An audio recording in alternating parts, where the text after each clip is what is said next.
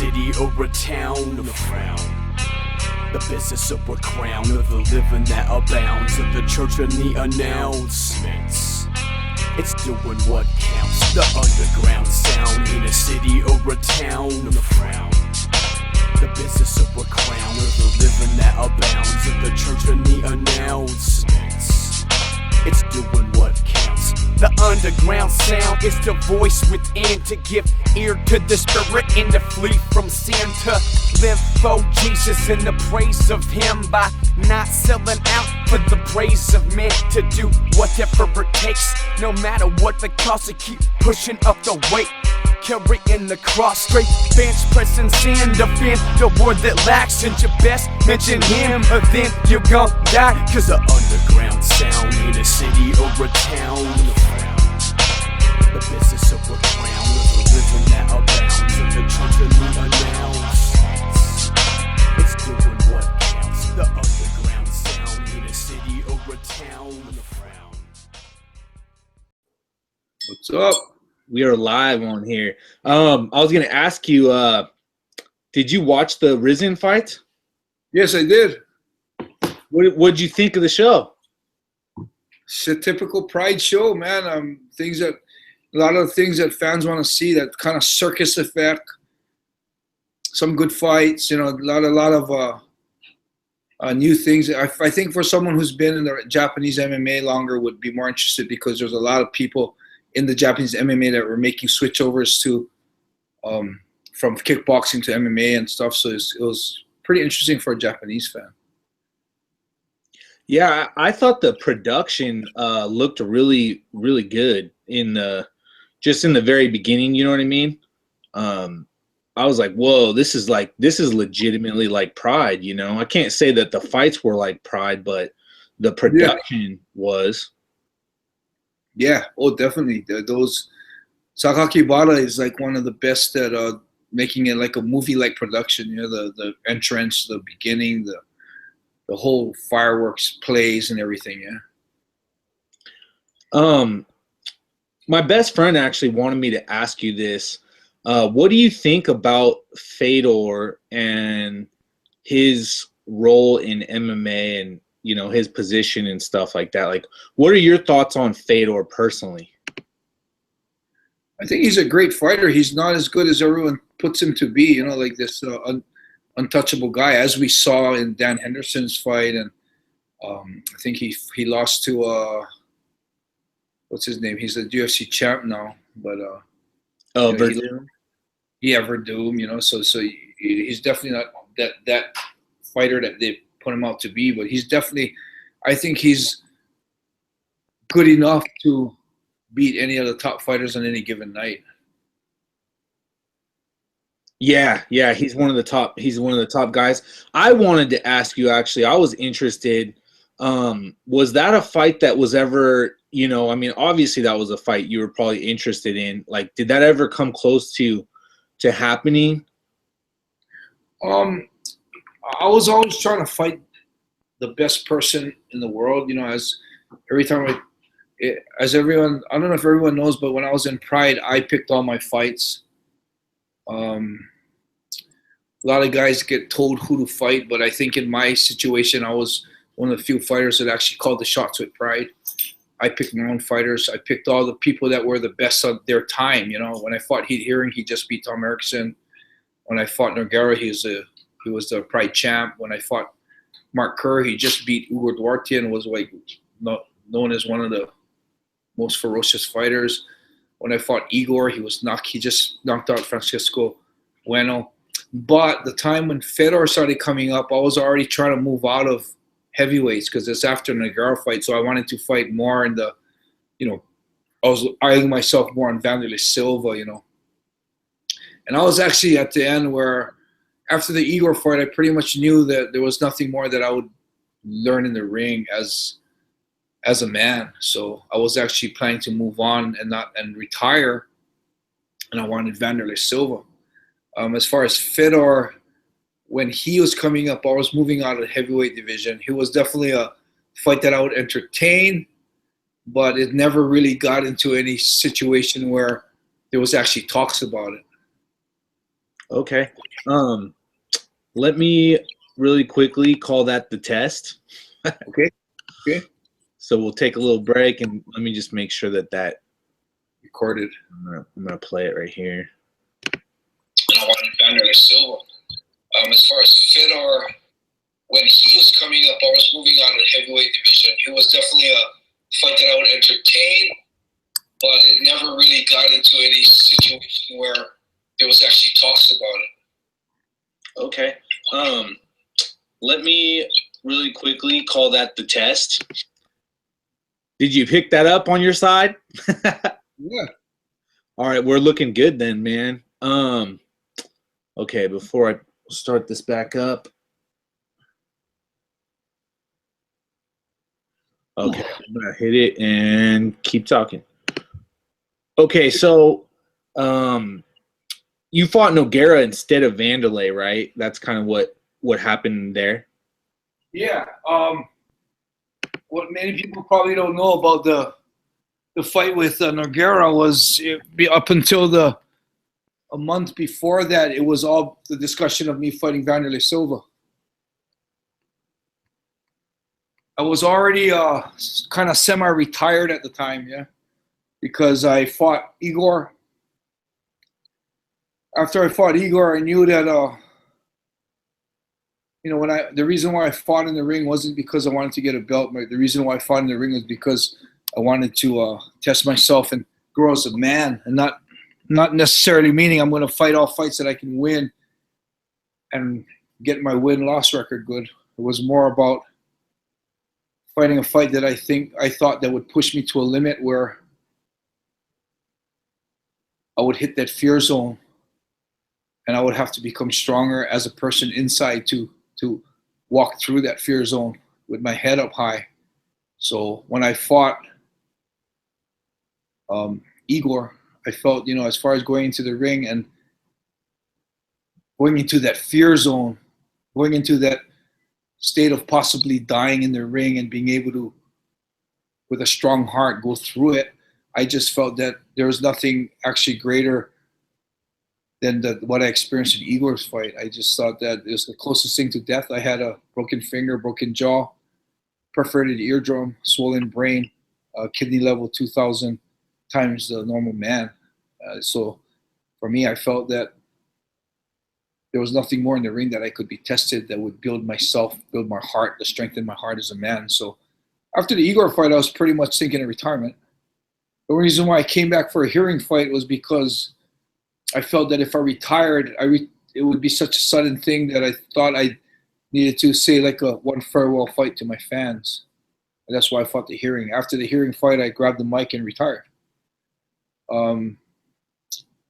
What brought about another fight was I was actually thinking of enlisting in the military, because after the 9/11 thing, I had a big problem with sitting at home watching scenes of 9/11 and feeling this churn in my heart saying, man, that's fucked up, man. We got to do something about it. Then turning off the TV, walking to a game center down the street and having a great time at the game center. And I felt it was real hypocritical of me. So I felt in my heart, as far as keeping my pride as a man strong, I had to really honestly do something. So I was planning to enlist in the military. And before then, I had that idea that, hey, one more fight in the ring. Because literally, when I retired with hearing, it was like, okay, I'm retired, but you could always maybe come back for one or two. But I thought if I'm going to war, I felt it was probably going to either mean death, coming back disabled, physically or mentally, to a point where I probably couldn't fight again. So I thought that, hey, one last chance to get in the ring, one last chance to, just let it all hang out in what I do best. And I felt the guy I would want to fight in that is Vanderlei Silva. So the negotiations was all about Vanderlei the whole time. It was $200,000 to fight Vanderlei. No win bonus, nothing, just straight up guarantee money is $200,000. And everything was going fine. And I was like sitting back it was funny because I wanted to fight one more time before going to the military.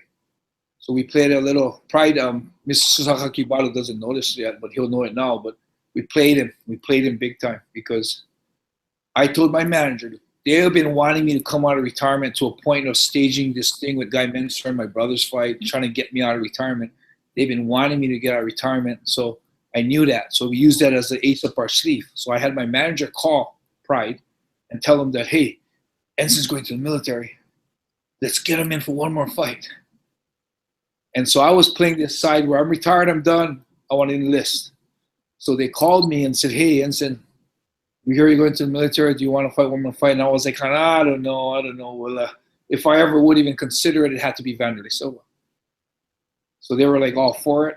I don't know if they had a strategy and ended up playing me too, but Vanderlei, okay, Vanderlei it is. And I was laughing on the side because their first offer was $200,000. And I was like, and back in that day, that was huge money. You know, nowadays it's kind of like a pretty good pay. You know, it's not like an unreal pay. Back in the day, that was unreal. So I'm sitting there thinking, man, I would have fought Vanderlei for free because I wanted to fight that fight so bad. And I was thinking, man, they're going to pay me $200 on top of that. So for me, it was like a big thing. I like super happy, training hard as hell. And then I get a call from Pride. And they tell me that Vanderlei doesn't want to fight me, which is, I say it's bullshit. I call bullshit because there's no way Vanderlei would not want to fight me. Vanderlei is a beast and he'll take on all challengers. And Vanderlei, they say they don't want to fight me. So they offered me Nogueira. And I was game to fight Nogueira, but my last fight in the ring, I didn't see it as me trying to defend myself from a submission expert and, you know, trying to strategically win the fight. I was more imaging like fireworks, man, standing toe-to-toe with Vanderlei, getting knocked out or knocking him out. And just, you know, like the fireworks, I always imagine like the fireworks, I was just pop, pop, pop. We're standing toe-to-toe to a point where the fireworks escalate. So it's like pop, pop, pop, pop, pop, pop, pop. And then that finale, the smoke clears and either me or him is standing. That's what I imaged. And that's what I wanted to end my career at. So when they threw me Nogueira, I was like, man, this is a whole different fight. I'm just going to get the best shape of my life, stand toe-to-toe with Vanderlei. Now it's like, okay, now I got to start doing more ground. I got to start defending submissions. Like, it's a whole different training. It's not this thing I wanted to just go in like a beast and just live or die at the toe-to-toe standing, you know. So at first I said no, forget it then. And they backed off. 3 days later, they called me back and they said, how about if we double your offer? And I'm like, holy shit. And it's like $400,000 to fight to fight Nogueira. And I'm like, oh, you know what, I'll do it, man. So that's pretty much how it happened, man. I didn't plan to fight Nogueira. I didn't ask to fight Nogueira. I wanted Vanderlei. But again, Nogueira was at the top of this game. He was a Pride champion. And I thought, you know, why not? That's a good consolation for Vanderlei. You know, I'd rather fight Vanderlei, but if not, Nogueira would probably be my next pick. So that's how that kind of came about. So, man, that would have been an awesome fight. You versus Vanderlei, man. That would have been the fight right there. That would have been you. So you know why that would have been a good fight too? It's because I noticed that the only time Vanderlei loses is when he's moving back. Vitor pushed him back. He gets hit in all of his fights. He got dropped by Oyama. He got dropped by Henderson. He got dropped by pretty much everybody he's fought. But because he was moving forward, his recovery so fast that he would transit into a takedown and recover by then. So my strategy would have been to get Vanderlei moving backwards. And you know how crazy that would have to be to get Vanderlei to move backwards? And I don't know if I could have done it, but that's definitely my technique. Yeah, be straight up coming up, blow to blow like I did with Igor. You know, I backed Igor up. And I can't say I couldn't back up Vanderlei either. I think I could do that too. So, I mean, I think Igor was definitely a heavier puncher though than Vanderlei. Wouldn't you say so? Yeah, but he's a little slower, bigger hooks. Vanderlei's bigger hook. I mean, Vanderlei has huge hooks too, but it's more repetition. Yeah, so I think Vanderlei's a little faster.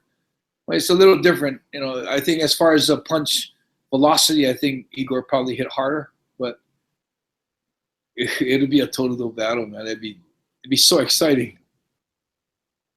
Wondering when I'm going to hit him, wondering when he's going to hit me. You know, am I going to feel that punch knocking him out, or am I going to have lights out turned out on myself? You know. Yeah, I mean that's I have a coach. He tells me, he's like, all that is man, you know, all that is man is his saying, kind of. And he always said Vanderlei Silva is all that is man. And I told him about you, you know, when we talked, and he was like, that guy is all that is man.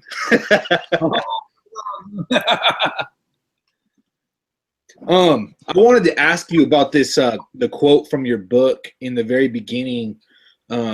It says, a samurai that goes into battle with the will to die will surely live, while the samurai who goes into battle to survive will surely die.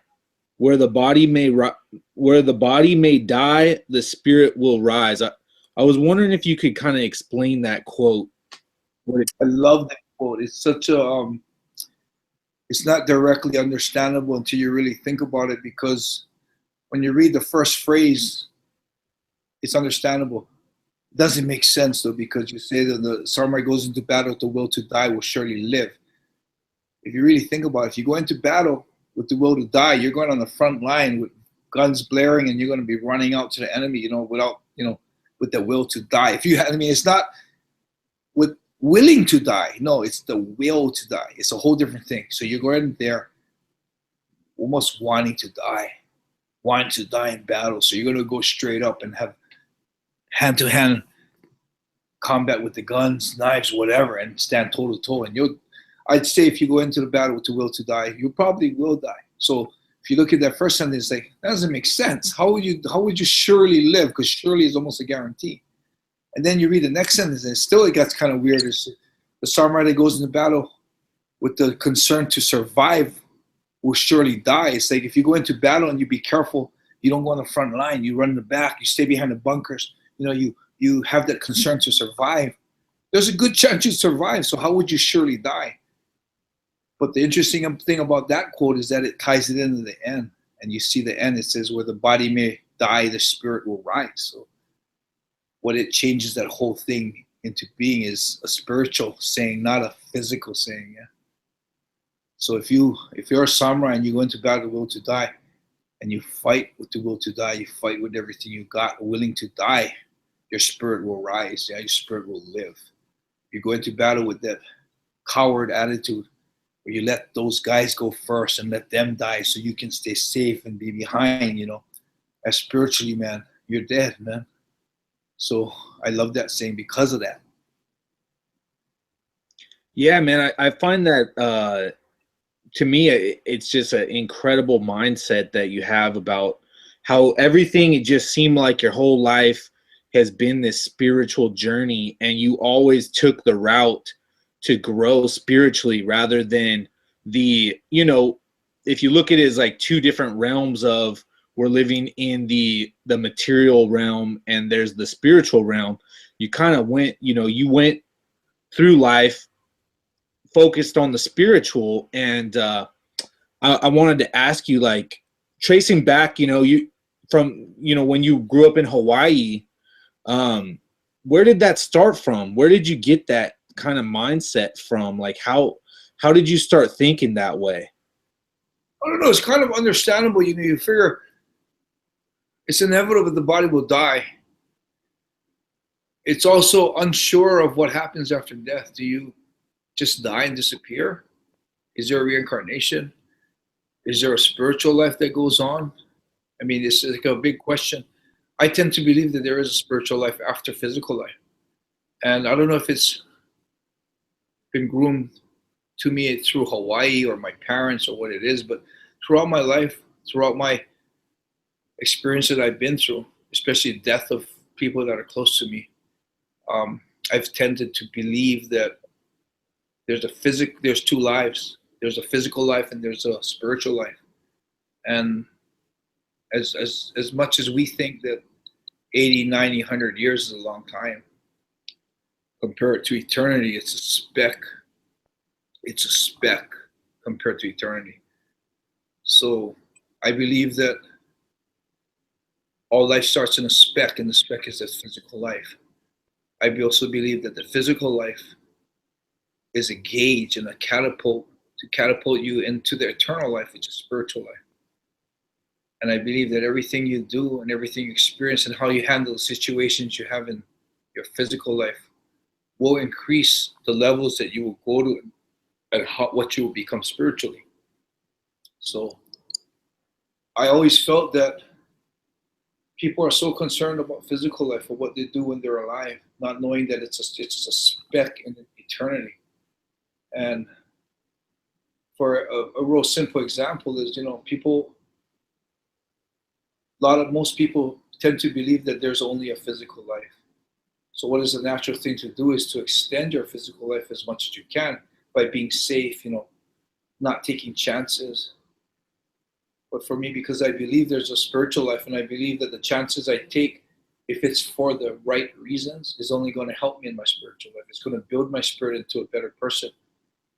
Will build me closer to nirvana, enlightenment. So, for me, it's a good example is like if I see across the street there's a house on fire, and I see a little boy on the second floor.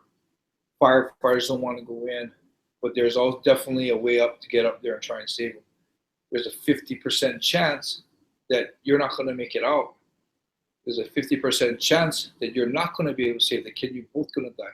But there also is that 50% chance that you could actually save that person. For me, I could take one option, not to go into the house.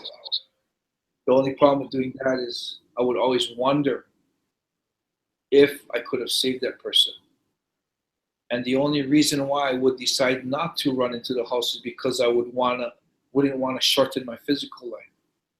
But I also believe that to run into the house and take that chance and sacrifice your physical life to save the life of a child is a way to enlighten yourself in the physical realm. So I can see myself doing that. I always think that I would never want to sacrifice building my spirit for eternity in the spiritual life, enlightening my spirit for the eternal spiritual life to extend my life in the physical life. So if I see that scenario, I see myself, of course, if the building's like all black and it's falling already and there's no way I would save the kid, that's a whole different story. But I'm talking about this, you look at it and say, hey, shit, I probably could, but I might die. I'm going to go in there. I could see myself running in there and taking that chance. There's also that thing that, man, I would rather, how they have this saying, I would rather die on my feet than live on my knees. And I feel like if I chose not to run in that building and I watched the building burn and then counting the time, like, holy fuck, there was 3 minutes. The building finally collapsed in 3 minutes. And I would be looking at that like, holy shit, I had 3 minutes. I could have saved that kid. Right there, when I realized that, I fall into my knees. And to get rid of me walking and living on my knees, I would have to clear that up. And how else would you clear it up? But only way you could do that is rewind that situation and then choose to run in there and take that chance. But you can't do that. So I feel like in that situation, I'd be walking on my knees. And if you read my book, there's a situation at the beginning of my book that I almost feel like I have a lot to make up for, because I feel like in a way I did start off on my knees. Yeah, the first chapter about Danny. Yeah. I try to make an excuse in that is because I was so young, I didn't know better. And I'm hoping that that can be an excuse, because if not, I'm still walking on my knees. And I think a big reason why I fight the way I fight, the big reason why I take situations, even Yakuza problems, backing up friends, standing side by side by family, even if it meant we might die, it's because of that. I feel like I don't know if I have to make up for it or have to prove that I'm not walking on my knees anymore. Because in that situation, man, I tell you, man, I didn't get involved because I was scared. I was scared of getting hurt. I was scared of being hospitalized. And I was scared of feeling the pain of being beaten up by these older kids. But little did I know that now, over 30 something, 3 decades later, the pain is there. I'm still hurting from that incident, even though I chose not to get involved. I mean, I hurt here. I hurt in my heart. I feel like there's something I should have done. Even right now, thinking back at that situation, it churns me inside thinking that, holy shit, I should have done something, man. And I just think about, things that I feared at the time, maybe a broken jaw, maybe a broken leg, maybe a concussion, maybe a bloody lip, maybe a bloody nose, broken nose, whatever, how bad it could have got. But in 3 decades, man, I 100% know those injuries would have been healed by now. But this injury that I have inside here still hasn't healed, man. You actually talk a lot about things that you're willing to die for, spiritual growth, as well as your virtues, your 4 virtues, and your Yamato Damashi family as well. When did you define those things? How did that come about? Because you said you're absolutely 100% positive you're willing to die for those things, right? Yes, no doubt in my mind, man. No doubt in my mind. I don't know when it started. I mean, I didn't walk away from Danny's incident saying, okay, from today, I'm fucking going to be like this. I'm not going to be afraid of shit. I'm going to just stand up for my, I didn't walk away like that. It was a good base to be set on. And I think I've been a coward still after that in certain situations, but not to the extent I did with Danny. Maybe I did pull a friend out of a fight instead of standing with him. Maybe I did try to negotiate with guys that I was afraid of instead of saying, hey, fuck you, you're wrong. But as I did those things, I would walk away feeling shitty about it. Like, say if an older kid in school tried to pick a fight and totally was being a dick to me, and instead of me standing up and saying, hey, you know what, fuck you, dude. You have a problem with me? Come on, let's go crazy, man. Instead of saying that, maybe I was like, oh, hey, I don't want problems, man. I'm sorry or whatever I did. I started apologizing for something that I didn't do. And then I'd walk away feeling like, fuck, feeling real shitty about myself, that, man, why was I such a coward in that situation, So I think there's a lot of situations like that slowly I realized that, instead of standing up and hitting that fear zone with that kid, that disappointment I had in myself was a lot more painful. And throughout the years, I think as I grew up, I started handling those situations a little better to a point where I am right now.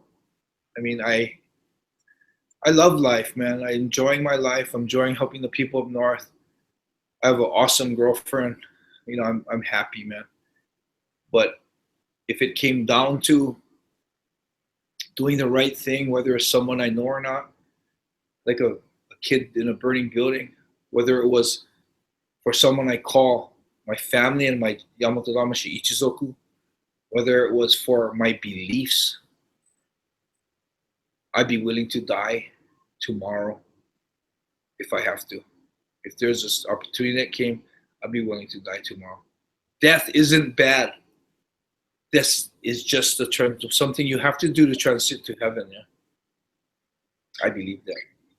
Yeah, I mean, that makes me think of your book, because it's titled, right, Live as a Man, Die as a Man, Become a Man. It's not, right? It's not live as a man, become a man, die as a man, right? Yeah, yeah. Can you explain that?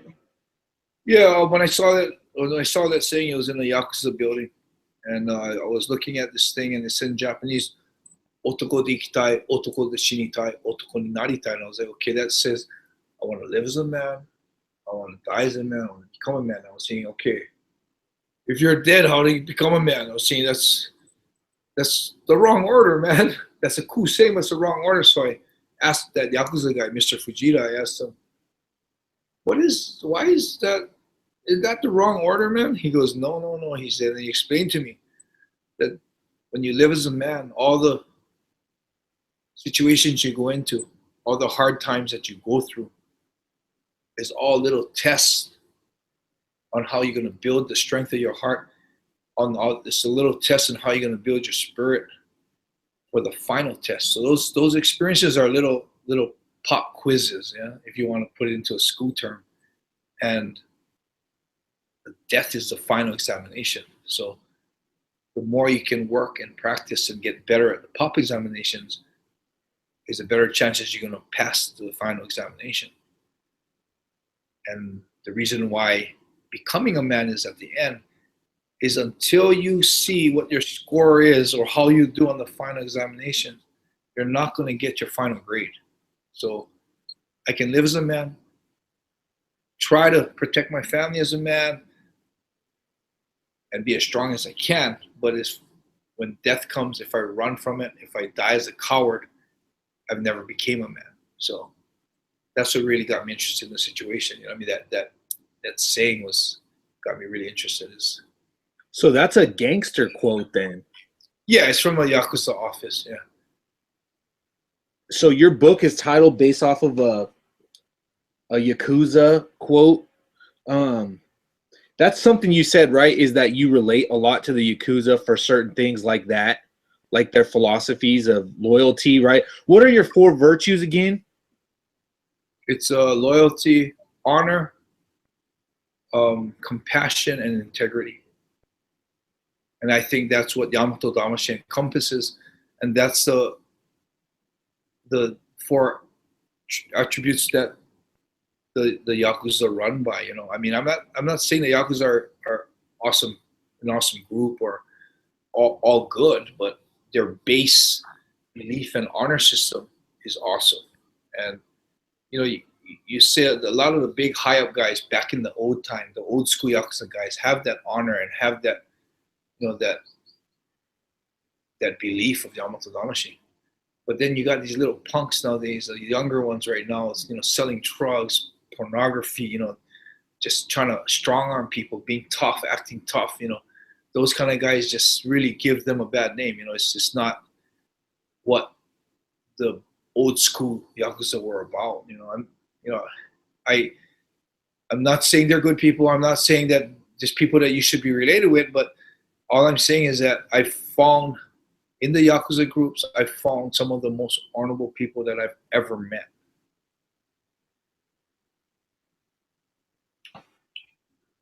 Wow, I mean, it's pretty cool, man. Let's jump backwards. Because I wanted to start off with you growing up in Hawaii. You had that fight experience, and you were a racquetball player, though, right? That was kind of like the beginning of your journey, like one of the main things that you started off doing. Yes, racquetball. And is that something that you really like gave you an identity in life? Because you said that you were a Japanese kid in Hawaii, and that was really tough, right? Yeah, racquetball. Yeah, well, what started that whole identity thing was when we were in Hawaii, where Japanese kids are smaller, yeah. So we get picked on a lot. We get our lunch money taken away, and you know, when you're growing up in that day, you can either you teeter-totter in the middle. You can't. You got to go one side or the other. So either you're going to give them your lunch money and become submissive to these bigger Hawaiian Samoan kids, or you're going to fight back. Risk getting beaten up, risk getting trouble, risk getting stared down in school like I did, worse walking through the halls and getting these guys calling you out, you know, worse, you know, having a lot of kids not want to hang out with you because the Hawaiian kids want to beat you up, sitting at lunch and having them all try to heckle you or mock you, you know, that's the other side that you can walk in. That's where I think a lot of my character of fighting back and standing up for what I believe in started, you know. Then it moved into racquetball. My grandfather told my brother and me that we're Japanese, we're small, we're never going to make it in sports competing against the big Americans. And that kind of gave my brother and I a lot of incentive to show my grandpa or show whoever thought that hey, we might be a little smaller than everyone, but we still can compete with the bigger Americans. And my brother was one of the hardest racquetball hitters in the world. And he wasn't the biggest guy, so I think he was clocked at one of the highest, I think almost over 300 miles per hour. Yeah, the racquetball. I know that that's all tied closely, your racquetball to your jiu-jitsu experience, right? At least time-wise. How does that all tie together? Because I know a series of events, right, kind of took place to get you into jiu-jitsu and then to actually get you over to Japan. Okay, yeah, jiu-jitsu actually started with me because Hawaii had a lot of street fights. So I wanted to just defend myself on the streets. So I started off with, karate. I quit karate at 5 years old because the sensei tripped me and I didn't think that was cool. So I cried and ran out and quit at 5 years old. Vowed I'd never do another martial arts until I started having a lot of problems in intermediate school with the Hawaiian kids. And I thought I wanted to defend myself. Started Taekwondo. That was cool, but I'm like the least flexible person in the world. So that didn't work well. So I thought, okay, what else? Muay Thai. Ooh, nice, Muay Thai. I found the guy that was training in the park. And I said, okay, that's cool. And then I had a friend, James Tanaka, that was one of the top instructors in Wing Chun or Jeet Kune Do. So started working with him on that. I loved that. That was real practical on the streets. And I thought, Muay Thai in the striking distance. And then when you get close, it's that sticky hands, the Jeet Kune Do style, the Wing Chun style. Okay, I got it all done. And one day I was walking on campus in the University of Hawaii and I saw this skinny Brazilian guy running a video with Gracie Jiu-Jitsu in action, looking at that, telling me that this is the art, street fights, this is the best. 90%, that the Gracie speech, 90% of street fights will go to the ground, And I'm like, that's kind of true, but watch the video. And at that time, Big was strong. And the last fight in the video was Hickson versus Zulu. And I was looking, oh no. Okay, if this guy, Brazilian guy, beats this big black guy, I was saying, nah, this has got to be the art to learn. And as you know, Hickson submitted, tapped out Zulu. And that's what got me excited to start jiu-jitsu. And I was like, whoa, I got to do this. Went to class, first day in class. We walk in, I'm expecting to learn all this grappling on the ground. And then all we learn is all this, okay, if he grabs you here, swing your arm around, do this and do this like this, like this self-defense class. And I was like, this is not what I saw in the video. This is almost like this, unpractical shit. So I'm like, okay, this is not right. After class, I stayed back and I spoke to Helson Gracie and I said, hey, what I saw in the video, I want to try and wrestle with somebody, try and spar and see and feel what the Gracie technique is like. So he calls over this little guy named Homero. He's a well-known black belt in Brazil, but they call over Homero. I swear, I was like about 180 pounds, and he was like 140, 130 pounds. I'm looking at this guy. You want me to spar this guy? I'm thinking, okay, yeah, jiu-jitsu might have good technique, but my strength will overcome that technique. There's no way this little guy's going to do anything to me. Boom, no punching, just grappling, just to see the technique. Went on the ground, and boom, next thing he's on my back, choked me out. I'm like, wait, okay, that was pretty cool, but let's try it again. 3 times, man, same shit, choked me out every time. And you're thinking about it now, I think he probably didn't put me in an armbar because he probably knew I didn't understand what the armbar was, so I probably wouldn't tap and he'd have to hurt me, which he didn't want to do. So he actually had so much control of the fight that he put me in the choke every single time. Tapped me out 3 times, and at the 3rd time I was like, holy shit, what the fuck is this crazy jiu-jitsu shit, man? And I pretty much became religious on it, man. We had classes Monday, Wednesday, Friday. I would be at the classes Monday, Wednesday, Friday. Tuesday, Thursday, we had classes at Helson's house. I went to those. Saturdays, I would get, the blue belts that was in the class, like me, James Tanaka, Coffee, all these guys, we get together and just meet on the side. I was doing jiu-jitsu like 7 days a week, man. I was just hooked. So that's how the jiu-jitsu thing happened. What made me even more solidified in knowing that jiu-jitsu was an awesome art was we got into a street fight in Seattle, Washington, in downtown Seattle, Washington. We went. This is how racquetball kind of ties into jiu-jitsu because we went for a racquetball tournament. After the tournament, we're driving around the car, and it's like, okay, let's go check out. Let's go find some chicks. We're in the stoplight. It's like, oh, chicks next to us. Oh, hey, what's up, man? It's like, okay, where you guys going? They said, we're going to a club. Like, oh, follow us. Like, oh, hell yeah, okay. Stoplight. They take a left. So we're like, oh shit, we're in the middle lane. We're like, oh, we gotta follow them. So my friend that was driving, this guy Humphrey. He's like a 130-pound racquetball player. He turned left. And then before we knew it, a car that was behind the girls just totally nailed us in the side. And we're in a car accident. These fucking girls just left and were gone. We had no idea where they went. And we're like, okay. The whole mode goes from girls to, oh no, trouble. Figure out what's going on. We get out of the car and there's this big black guy. I'd say he was about 240, just trap sticking out of his shirt, walking over to my friend Guy and pissed off as hell, walking over and he's like straight up poking his finger in Guy's chest saying, "You're gonna fucking die, dude." And I'm like, whoa. The bad part about this is, okay, Egan runs to the payphone to call the police. Figured, okay, the only way we're going to survive this situation, this black dude, is from getting the police here.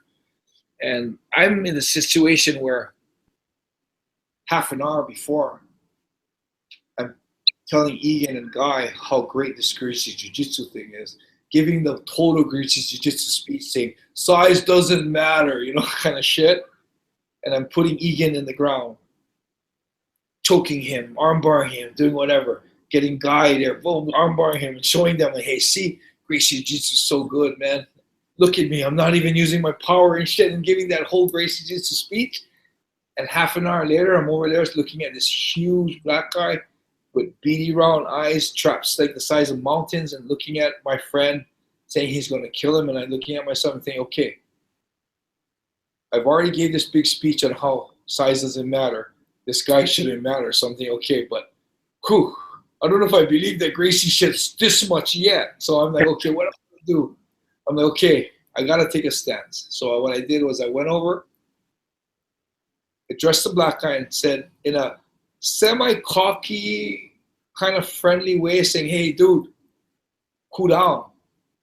I could have said it nicer, but I figured I got to, play, I'm a jiu-jitsu guy now. Hey, cool down. Wait for the cops to come.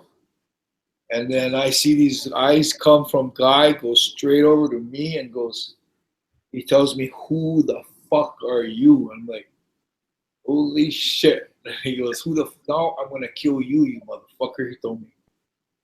And I'm like, okay, this is fucking bad, man. Something, okay, what's going to happen? I'm thinking to myself, what is going to happen now? And now this guy's on me. So I'm like standing there, he comes and pushes his finger in my chest. You fucker, you're gonna die, telling me that kind of stuff, threatening me. So I'm like, okay, shit. Step back. I step back. He stepped forward, started pushing my chest again. I stepped back again. I thought, holy shit, this guy's like getting, I don't know if he's getting courage from seeing my fear, but he's getting more aggressive every time he steps forward. So I'm thinking, okay, if he touches me a third time, I gotta take the initiative. Step back and like slow motion, his finger came and touching my chest, started pounding on my chest, and right there I just exploded, grabbed him head and arm, took him down. Before I knew it, I was on the mount. Egan was already on the phone calling the police, so I was on the mount. Egan heard a thud when I took him down. I guess when our bodies hit, Egan saw that, came running over. But at the time he came running over, I think I hit the guy twice from the mount. He grabbed my shirt, tried to throw me off. My shirt ripped, and he turned his back. Put my hooks in like we did in jiu-jitsu class. Figured, okay, jiu-jitsu 101. Got him in the choke. this guy is so big, he kind of gets up on his fours and jumps backwards, and kind of like we're on the sidewalk and we end up in the middle of the street because he's like exploding, trying to gouge my eyes, trying to hit me. And I'm here in the choke. And the House and Grace, I remember telling me that 3 seconds, you go to sleep. I'm like, I'm pretty sure 3 seconds went by. This fucking guy is still trying to gouge my eyes. I'm thinking, holy shit, what am I going to do? And right when I started thinking that, he started twitching. He started twitching. He grabbed my arms and he started twitching. And I knew he was out. And I thought, okay, we got to get out of here before this guy gets up. But Egan's there at that time. Right when he passes out, Egan ends up in front of me, screaming to me, kill him, hold him. And I switched from this, oh, he's out, I got to let him go, we got to get out of here, to, yeah, got to kill him. And I just start holding that choke. I think I must have held another 2-3 seconds. And when I realized he was out, I remember letting him go. And I remember he was so big that I couldn't just get up. So I had to like kind of like kick him, push him, and kind of kick him off of me. He ended up face down. I got up. We actually walked up the street to check the signs of the car to see who was really right or wrong. Ran to the car about 30 feet down the street. Jumped in the car, and I remember looking back when we were driving, when we were already in the car. I remember looking back and seeing that he was still not moving on the ground. And that's when I started thinking, holy shit, I hope he's okay, you know. I mean, I'm thinking, I hope he's not okay so we can get away. But once we're away, I'm thinking, oh shit, I hope I didn't kill that guy, you know. So we went and the next days we stayed in the rooms. We checked the papers. It was right in downtown Seattle, that's why. So we're checking the papers to see if there's any mention of the fight or any mention of a dead guy in the street. And there was nothing, so I'm assuming that everything went okay. And that's pretty much what got me sold and got Egan sold in Gracie Jiu-Jitsu. So that's just the tie-in to that, yeah? The tie-in to Jiu-Jitsu in Japan is racquetball is what got me into Japan. And when I was playing racquetball, Egan was, became the #1 player in the world, and always hovered in the top 5 or 6. Always, how the rankings, depending on how you do in the tournament, changes.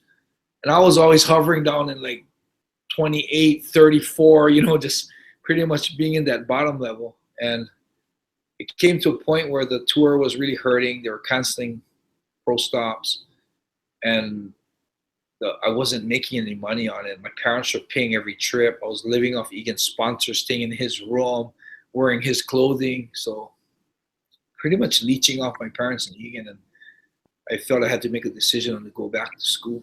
So I retired from racquetball, went back to school, and that's how I found Gracie Jiu-Jitsu. Because I retired from racquetball, I had time. And when the Japan Association for Racquetball called Egan to come up to a event, he couldn't make it because he was still in the pro tour, and I was free. So when Egan couldn't make it, they said, your brother is a good racquetball player, how about he comes? And that's what brought me back to Japan. So went to Japan, played in the tournament, won the tournament, and then after I won the tournament, the guy who brought me up wanted me to teach seminars in Japan. And as I was teaching the seminars in my 3-month tourist visa, I felt, oh, I may as well learn the language. After the 3 months was up, it was time to go home. I didn't feel like I had the grasp of the language. Then I started looking to try and live there, to learn the language, to get a better job in Hawaii when I go back. Everything was always about going back. So, the only reason why racquetball got me to Japan, a racquetball trip is what confirmed my belief that Gracie Jiu-Jitsu really works, So there's a big tie-in for racquetball. There's a big tie-in for racquetball in Japan. Racquetball was like, I believe, a little stepping stone that I had to get me to Japan, a little stepping stone that I had to get my confidence and confirmation of how good Gracie Jiu-Jitsu is. That was a small step in my life, racquetball. Yeah. Was your at that time, was your passion jiu-jitsu though? Like you said in your book, right, that you were in love with jiu-jitsu, right? Not racquetball. Yes. I was in love with jiu-jitsu. When I had the offer to go to Japan, Helson Gracie came up and told me, don't go. And I was like, what is his, why is he so worried, man? I love jiu-jitsu. I'm coming back to jiu-jitsu. This is a 2-week trip and I'll be back, you know? And something is, I don't know if Helson knew something, but he just looked at me and said, dude, don't go. You know how they say in Brazil, don't go, my friend, don't go, you know? I'm like, I'll be back, man, I'll be back. And after the racquetball trip, the tournament was over, my heart was still going back to Hawaii, to jiu-jitsu. Yeah, my heart was in jiu-jitsu, but I thought, okay, but I also got to think about my future. So I thought, okay, I want to learn the Japanese language to eventually go back to Hawaii to get a good job. And of course, be back at jiu-jitsu. So I went and found, like I said, to continue from that, where I left off was, I went and got a job as an English teacher for 1 year. And I felt, oh, that 1 year we really couldn't have gone any slower, man. I was like, I want to get back to Hawaii. I saw Hawaii on TV and I got homesick. I would get letters from my mom, care packages from my mom. I would literally like choke up because I'd start missing home. And I thought 1 year. The 1 year finally came. I'm like, okay, I'm getting the fuck out of here. But then I thought, logically, I still didn't have the language that good. I could see myself going back to Hawaii, not speaking the language as much, and forgetting the language. So I said, okay, damn it, 1 more year. And I extended it 1 more year just to learn the language. And my life was such a lucky life. You know, the timing of everything was perfect. So at my 2nd year of learning Japanese, teaching English, Egan wanted someone to help him with the his racquetball company. So he asked me to help the guy that he had taken over his racquetball company. It's called E-Force. Asked me to help the guy. The guy had a little ego, and he was like, oh, I want to do it alone, or I'm not doing it at all. So Egan said, okay, you're gone. And all of a sudden, I was sitting there not having enough Japanese, in charge of Egan's racquetball company, E-Force. And so it was like an obligation, or almost like a mission, or something like a challenge for me to get E-Force as a stable company. It was really hard because I was teaching English at the same time. So I remember coming home I remember sending a fax out to, that's how back it was, fax. I sent a fax out to everybody saying that my name is Enson. All orders got to be through fax, because that way I could read it or have someone translate it for me. Nothing on phones, because I couldn't understand the phone conversations. So we did it all by fax. And it was hard because after English classes, I would come home at night and literally stay up to 2, 3 in the morning trying to translate faxes and trying to write back kanji to the people, to write, answer their questions, fulfill their orders. And it got to a point where I really couldn't do it anymore. Ended up quitting the Japanese job, the English job, and just concentrating on the company. I gave myself 2 years on that to get the company sturdy, find someone I could trust to hire to run the company, to eventually, again, go back to Hawaii and back to Gracie Jiu-Jitsu. So the 2nd year, which is my 4th year now, came up. The company got sturdy. I hired someone to take over, and I'm finally, after 4 years, going back to Jiu-Jitsu and to Hawaii. And before I go, Helson calls me, says, hey, Hickson's fighting in Japan. It's a Volley Tudo Japan 1994. He's in a tournament. If you're in Japan, you want to go watch Hickson and get your tickets. Told Helson I want to. Hickson got me 2 tickets. I went with a friend, and when I went to it, okay, this is what another thing that you need to know about my whole racquetball thing was, going back to when I was little in Hawaii, I remember seeing a show that a car turned over. The guy had his family in the car, and the car started on fire. He got out, and because it was on fire, he started to panic. Because he wasn't thinking straight, he had a level head, he couldn't control his emotions. He couldn't open the door. His whole family died. I remember seeing that. And I remember thinking that if I ever in that situation, I want to be able to control my emotions. I want to be able to not freak out and I want to be able to be at the best of my abilities to save people. And the only way I could relate to that was from sports. So as I was playing racquetball in my career, I always felt that way. There's a way I mean, there's times where I would practice in the court and hit this certain easy shot 9, 10 times out of 10 perfectly. And then all of a sudden in the tournament, because of the emotions and the jitters and the nervousness, all of a sudden I only could hit that shot like 3 times out of 10, So I felt, in racquetball, of course it was about winning and getting sponsors and getting a good ranking in the world.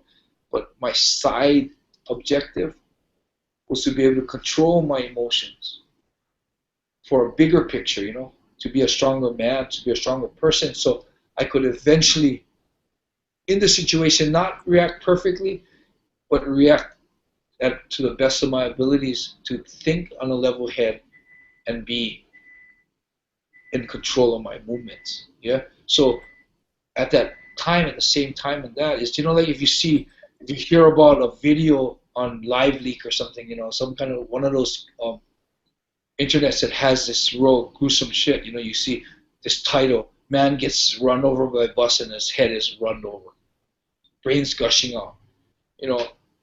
Instinctively, I don't want to see that. Instinctively, I look at that and say, "Shit, I don't want to see that. That's so gross. I might feel shitty for the rest of the day."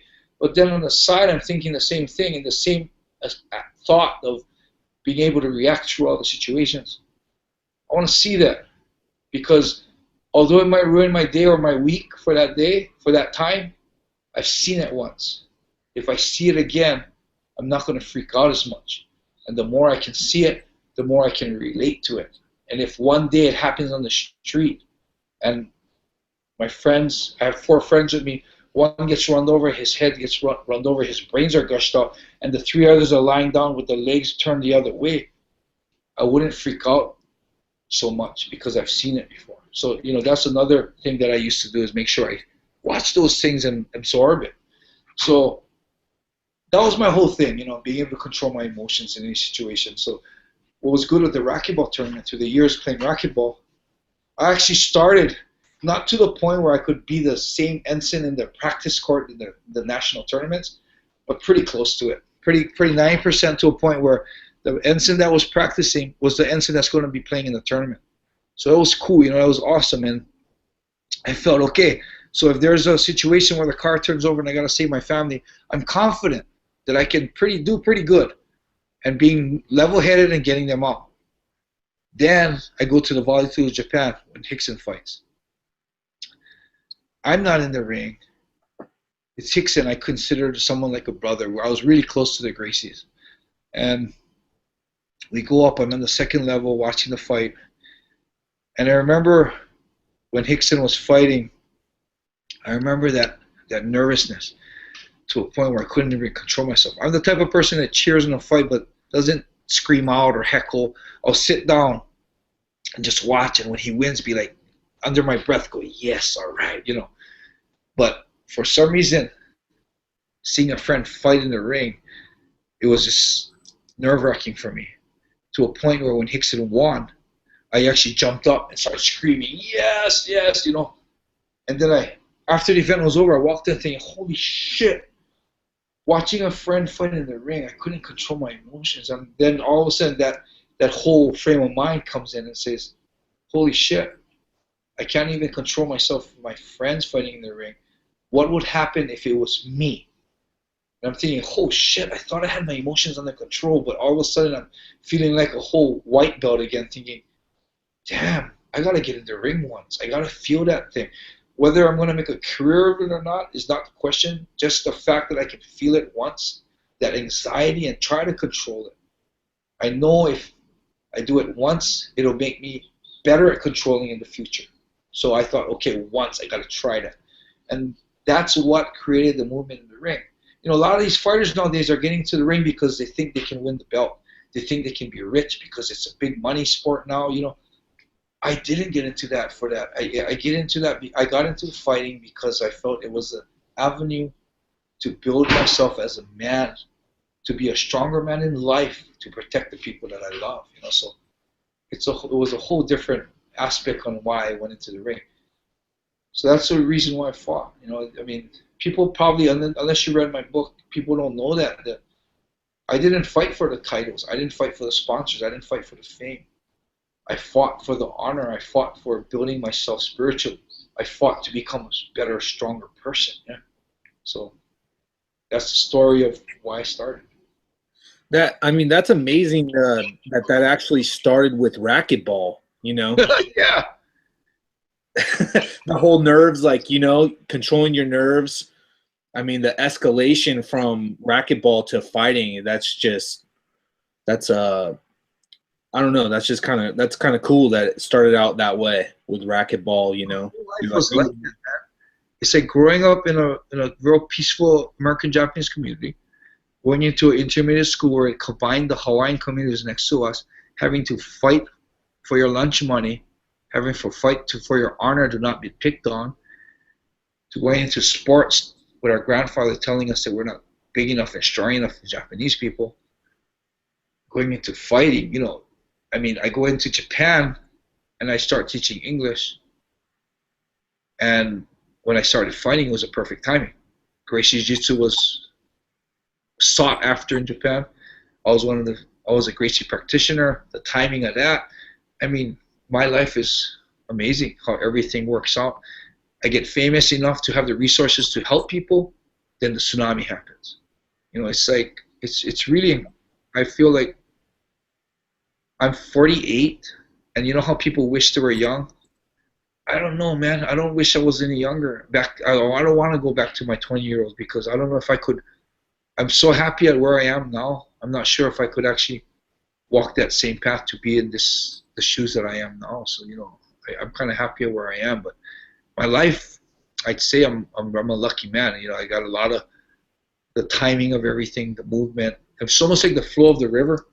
I'm just going with the flow of the river, and all of a sudden, it flows right, and it's like into a beautiful pond, and I end up in a beautiful pond. I feel like that. Like, if I have to go to the top of the river and go back to 20 years old and try to ride that river again, who knows if that one rock going to bring me the other way and take me to that dirty swamp, you know? So that's how I feel. Really feel that my life there's so many channels it could have gone to take me to a different part. And say there's 100 different ponds, just one beautiful pond, and I so happen to end up in that beautiful pond. I wouldn't want to try and start up at the river and take that chance of not being where I am today. Yeah. Well, you told me something that you believe in is everything happens for a reason, right? You're a firm believer in that, and that you actually failed in racquetball, right? And that's kind of what opened the door for you to be a fighter somehow. Yeah, well, I believe everything happens for a reason. I believe if you have faith in that belief, in time, you will see why that happened and why it was actually something that was good for you. Like the example I probably told you in the interview, you got erased. No, okay. Say racquetball. When I played racquetball, everything was about racquetball. My life was racquetball. I trained, you know, it was my full-time job. My parents supported me. It was everything. It was everything. I saw my brother become world champion. That was my dream. If I had a wish in anything in the world, it was to be a racquetball champion like my brother. And I remember I was finally starting to climb the rankings. I started doing good. It was a national tournament at the end of the year. And in racquetball, the national tournament had double the points. So the better you did, you had double, like you did that good in 2 of the tournaments, which would bring my rankings up. I remember qualifying in the tournament, making it to the main draw. When I got into the main draw, I had to play this guy, Dan Abramsky. He was the 12th ranked player in the world. If I beat Dan, it was in the round of 32s. I would have been in the round of 16s, which would have gave me a lot of points. It would have brought me into the top 24 in the racquetball, which I never broke into. So I'm in that game. I remember I win the first game. I win the first 2 games. It's a 3 out of 5 to 11. I win the first 2 games, lose the second one.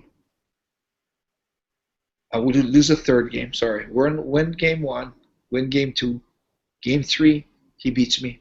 Game 4, okay. So I got 2 I need 3 out of 5 only, so I need one more game. He got one on me. It's 2-1 now, and I got one more game. I'm up 9-5 to him. Then I get a point. Boom, I'm 10-5. I got 1 point away from winning this and catapulting myself in better rankings. I have a shot that comes, and like I said, I could bury every single time. It was like the easiest shot. I'm thinking, when this shot's coming, I'm thinking, God damn it, this fucking game's over, man. And you call it a skip, where the ball hits the ground, and it skipped, which automatically made me lose that rally, gave him the serve. I ended up losing that 11-10, and then went on to lose the match. And for a long time, I was destroyed by that. I always thought that, that missing that 1 point, what happened in that was because of that, my ranking stayed in 28. I was ranked 20 in the world. It didn't go over it. I needed to bring it to 24 to actually be a solid player that's going to be in the main draw every tournament. Anybody below 24 had to play in a qualifying tournament to fill the last 8 spots to make the round of 32s. So all of a sudden I'm not in there anymore, and I'm thinking, oh, this is bad. And right there, it's like I've been 2 years, my parents supported me. 2 years, Egan helped me out with his equipment and the rooms and everything. And I'm thinking, it's almost, there's a time when you got to really say, hey, okay, I tried and I'm not cut out for it. I got to look forward into my future. So I thought, okay, if I made that shot, man, I'd have another year. I'd have another time on the tour, and would have been so awesome. And it didn't. So I had to sit back, and I thought, okay, I got to go back to school, man. I took off school for 2 years to play racquetball, and my parents were kind enough to still support me through that. I gave it 2 years, good. I didn't do it, and I think also that big disappointment of that tournament just kind of like dampened my spirits, and I was pretty much defeated to a point where I was like, I've got to go back to school, and went back to school. That whole time, up until years after that, man, I every time I thought of that shot, I had this real yucky feeling in my chest, like I wanted to cry. Like I felt like that was one of the times in life that just slipped by me, and I just fucked up, man. And to continue on that, I retired from racquetball, went to university. Because I retired and went back to university, there was a non-credit course called Gracie Jiu-Jitsu. Found that art, started studying that. Because I wasn't on the pro tour and I wasn't that busy, when they wanted Egan to come to Japan, he couldn't. I had free time. I could. Okay? I had the opportunity to start Gracie Jiu-Jitsu. I had the opportunity to go to Japan. But still, it still didn't click on me like everything happens for a reason. Still, I was like, okay, this is still fucking, I wish I made that shot. Go to Japan, English teacher, E-Force company, boom, boom, become a fighter, boom, next thing you know, I'm a big famous fighter. I got gyms. And one day, literally 10 to 15 years after I missed that shot, I'm sitting back to myself and thinking, wow, if I didn't miss that shot, I wouldn't be in Japan. If I didn't miss that shot, would I have ever found Gracie Jiu-Jitsu? I'm thinking to myself, man, for the last 10 years, I could have sworn that was one of the worst things that happened to me. And now sitting back and reflecting at where I am now and how the roads became what it was because of that shot, I'm thinking that that's one of the best things that's ever happened to me. That solidified my belief that everything happens for a reason. As bad as it may look, there's something that's it's gonna be the right thing for you. So anyone out there, man, there's something bad comes to you, an unfortunate situation, you're fired from a job, don't hang your head, man. Keep moving forward and have that belief that something's gonna come of this. There's a reason why I got fired. There's a reason why I did this. There's a reason why I lost this. Everything's gonna be like that, man. I'm a solid believer in that. That's what solidified my belief in that. Man, that's such a good story. I mean, because it's so sad at first, It's just like, it is, oh bro. my I God. felt it for 10 years. It was the saddest thing in my life for 10 years, man. That's crazy. But hey, man, if I didn't miss this shot, I probably would have been still chasing the pro tour for another couple of years. That sport is so vigorous that you probably end up retiring. I probably would have went back, maybe teach racquetball lessons in Hawaii, go to college, get a job, 9 to 5, and be this old guy right now teaching racquetball in Hawaii. Well, they probably wouldn't have named you Yamato Damashi from your racquetball, legendary racquetball matches, right? I think my whole life would have been different. I have the opportunity to help people. I have the opportunity to bring supplies up to the people in the north. I have an opportunity to write a book and to speak to people about the belief that I have about the Yamato Damashi way. I mean, I have an opportunity to inspire people. I mean, that's a huge thing for me. I have messages come in from people like simple real estate people telling me that reading your book or seeing the way you fight made me want to work harder at my job. I mean, it's just no relation to fighting in real estate, but to people like that, it's inspiring. I've stopped about 7 people from suicide. Wow. One's a good, 2 of them are like family members to me now. One guy that I just posted on Facebook that came to Watanabe Gym, this guy Tajima, when I met him, he was going to kill himself. You know, and I have the opportunity to do these things, you know. It's priceless, man. I mean, you can save one life, it's good enough, man, but I have that opportunity to be that person that can be a role model to people. I have 13 babies named after me. Enson isn't a normal name. I have 13 Ensons that either their mothers or fathers have named themselves after me.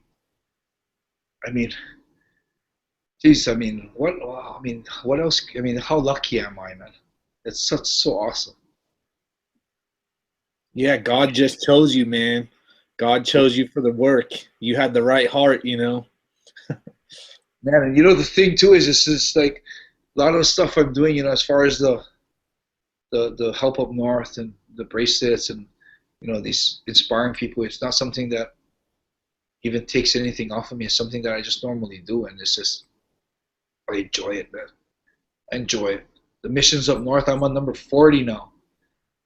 It's almost going to be 5 years coming next September that I've been doing missions. I'm on mission. Mission 40 is going to happen on January 10th. But man, you know those missions, man. I love those missions. You know, everyone thinks that's such a great thing I'm doing. You know, I'm spending my own money to go on these missions. But I don't think it's so great because I believe that everybody has their own ways of happiness. You know? Like Floyd Mayweather will buy numerous cars, $1 million watch. You know, some other people will buy a nice house. Some other people will travel the world. You know, people have their own ways of happiness. This is my happiness, to see the smiles on those people's faces, to give an old lady even something as simple as a 6-pack of beer. She holds it to her chest, looks at me and says, "Oh my God, I haven't drank beer for a while. Thank you." You know, I mean, to give a heater to a family and then the kids are all in like two coats and they look at me and say, "Oh wow, perfect timing. Our heater just broke last month." And like, holy shit, you know, that brings this warmth in my heart that probably brings the same warmth to Floyd Mayweather, to him to look at his $1 million watch and have happiness through that. You know, that's just my way of having happiness, man. I mean, I say I'm not a rich person, man. I'm making it in life. I'm doing okay, but I say I'm a millionaire in happiness, man. Maybe I don't have $1 million in my bank account, but I'm a millionaire in happiness, man. And that's what makes me happy, you know. Is there something because you know at some point you realize that you know fear or anxiety or whatever you know was something that you wanted to chase down and embrace. You embraced fear, like fear would be present and you would just run into it. Is there something like that too with your missions work and helping people that you're chasing down similar to that, or could that be fear too? Because I mean, that's kind of scary as well, isn't it? Like you're in the radiation, and you know, I Well, mean, what's that like? I think more that would be more into that belief of doing what I believe is right. You know, like running into the burning house to save the child, standing by your friend, even though you're scared of getting beaten up. It's to another level.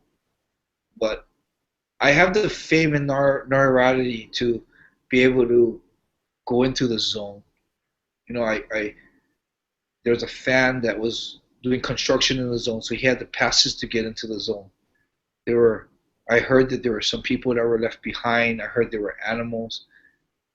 And when I went to visit one of the temporary housing that had 1,200 people in them, he came up, introduced himself, and he said, I said, oh, what do you do here? He goes, oh, he helps these people, and he goes into the zone. I'm like, whoa, you go into the zone? And he goes, yes, I do construction.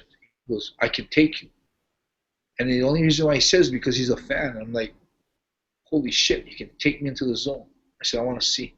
So, you know, for me, it was like, I wanted to see one because when I was running those missions up north and there was no 20 kilometer zone, blocked off zone, everyone could go in and out. It was only recommended by the government to leave if you're in the 20 kilometer perimeter. But I heard there were a lot of people that didn't leave.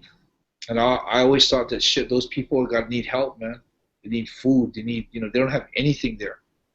So while doing my missions, that was going to be part of my mission, to drive into that radiation area to bring food to those people that are left behind. Right before I got a chance to do that, they closed it off where it became a criminal act if you try to get in. So physically, it wasn't possible to do that. So when I had this fan come up and say, hey, I can bring you in the zone, I was like jumping on the opportunity. And the only reason why I had that opportunity was because of the fame that I had fighting. So that fame got me the opportunity. The fame is allowing me to help people, you know. So we went into the zone, and it just escalated to where there was no people, but there was dogs, there was cats, there was animals left behind. We saw wild boars, cows, and dogs were running up to the car. And I wanted to get out to pet them, but I had nothing to give them. The guy told me, don't go out, radiation's high, stay in the car, which probably didn't matter because radiation goes right through all that. And I didn't get out, and it hurt me, man. And I just left, and I told the guy, man, I got to go back in. I want to feed the dogs. And he goes, I don't know, I'll let you know. About a month later, he calls me, lets me know that he can get me in. I get buckets of food, pedigree and dry food, mix it up, make like 4 buckets of food. And we went around that whole day in the radiation and dumping out food for the animals in radiation suits. So, you know, that it's one of those things that I say you go back on that. If you have that opportunity to help, and you know you can help things, but you don't because you're worried about your physical life, spiritually you're gonna die. You know, that's the thing that I kind of relate that to. Not anyone can do that. Not anyone can go and get into the zone and feed the animals. Not anyone can do that. I had that opportunity because of my fame as a fighter. And I felt like I'm lucky to have that opportunity. And I'm not going to pass that opportunity by. You know, of course, I'm not stupid, man. I'm not going to just go into radiation, fry up. Of course, I did a lot of studies in radiation. I found out that your body can take 60,000 microsieverts a year before your body chemistry changes. I carried a dosimeter that I wore in my suit and outside of my suit. I made sure I didn't go past 40,000 microsieverts before stopping going in for a year. You know, for 1 year, I didn't want to go near 50,000 microsieverts. So I was educated about it. I didn't go in like an idiot, but I did do things that most people wouldn't do.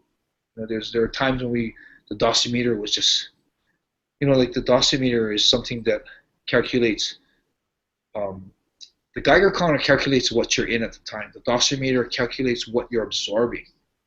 And there was a lot of times the dosimeter will stay at 0, or the numbers won't change for a minute, or like say 10, 15 minutes, it'll go up 1 point or something. the dosimeter at one point in the zone actually went up like a stopwatch. And even the guy that was driving me, I showed him that, he freaked out, you know. That day I got 29,000 microsieverts, which isn't good for me yet. But I don't know. I mean, some people call me stupid. Some people, there's a guy on YouTube that actually said I just shortened my life.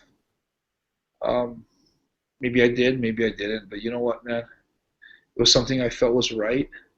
It was something that I had the opportunity to do. And it's a decision that I made, and I don't regret it. And if I die tomorrow because I went in the zone, I believe I did the right thing. Man, that's hard. That's hardcore, man. I want to talk more about that. But you said, you know, I want to jump back because you said that fighting got you the opportunity to do that. How much jiu-jitsu training did you have before you moved to Japan? And then did you continue jiu-jitsu in Japan? I trained, I think I had like 4 years, solid years, but I was so avid in jiu-jitsu. I would live at Helson's house. I would watch his videos with Hoist and Hori, and then would come over, and Hickson. I would have a chance to talk with them. I actually brought Hoist down to the garage, and he taught me a lot, you know. So I believe my 4 years were like someone's 8 years, you know. So I got a lot of jiu-jitsu in the beginning. When I went to Japan, I brought my gi, of course. And of course, there's no one that does jiu-jitsu. I taught English at a police academy. I'd bring my gi. They all do judo there. So I would go into the judo class, spar with them in judo. Of course, nothing like jiu-jitsu. I would bring my other fellow English teachers. There was a couple English teachers, Matt and Baron, that would come. And they would know nothing, but I'll teach them from zero, hoping that in a couple of years they'd be good enough to work sparring with me. When I met a big Iranian dude in the club, a racquetball club that I was at, that was a wrestler, I brought him down to the gymnasium to spar. We sparred like that, you know. So I never got really real good jiu-jitsu sparring, but I did keep active in the weights and, you know, the wrestling, keep active in teaching jiu-jitsu, which I believe that still kept my technique refined by teaching. So 4 years, went there 4 years without any jiu-jitsu before starting to fight. But, you know, jiu-jitsu was so new. Even if I was 4 years rusty in jiu-jitsu, Japan still didn't understand jiu-jitsu. So you did. I think I went up. I was already purple belt. Yeah, like a second-degree purple belt. And I mean, you were obviously training right under Helson, who's phenomenal, right? I mean, that's kind of the difference too. Back then, you could train with someone like that, and nobody even knows what's going on, right? Yeah, well, you know, I got training from Helson. I got training from, you know, Hoist, all the brothers that came to visit him. There was a guy named Malibu. There was a Homero. You know, these guys all came down, and, you know, because they were friends of the Gracies, we got sparring with them, man. And you know, I don't think it's necessarily because I trained under Helson. It was because of my desire to get better, the way I plugged him, the way I aggressed all his guests to a point where I might have been a nuisance to these guys, trying to get them out to teach me, bring them to the garage. Helson had mats in his garage, you know. It was all, I was just crazy about jiu-jitsu, you know. So I think that's why I say, you know, my 4 years was probably like 8 years, man. So when I went to Japan, I was still a purple belt, and I think I stayed a purple belt all the way for that 4 years, you know. And you originally you learned it for self-defense, right? For fighting in the streets of Hawaii. Yes. And then that translated into you being a fighter, though. Yeah, well, like I said, you know, that when I saw Hickson fight, I had that desire to try and see how I could control those anxieties if I were in the ring. I mean, Jesus Christ, you think about it, in any sport, you get nervous doing racquetball. Yeah, you get nervous doing basketball. You get nervous doing baseball. But, man, you're in a ring with another guy who been, for the last 3 months, knew he was fighting you, studied your tapes, and was going into the ring, trained for 3 months to hurt you. And you're going to stand in the ring face to face with this person, and it's only you and him. And whatever you built and you've learned throughout those 3 months is the only thing that's going to save you from this guy hurting you. I mean, that's kind of like the most exciting thing there is. You know, that'll bring the most anxiety in you. I mean, that's what other sport can bring you to that fear level, you know, to that anxiety level. You know, it's like when you live everyday life, man, you're not in that situation to ever experience that anxiety. As sports people, you know, especially as fighters, I believe we're lucky, man, because every time we get in the ring, we're experiencing anxiety because you don't know what's going to happen. You don't know if this punch could hit you wrong and kill you. You know, that anxiety that you step into.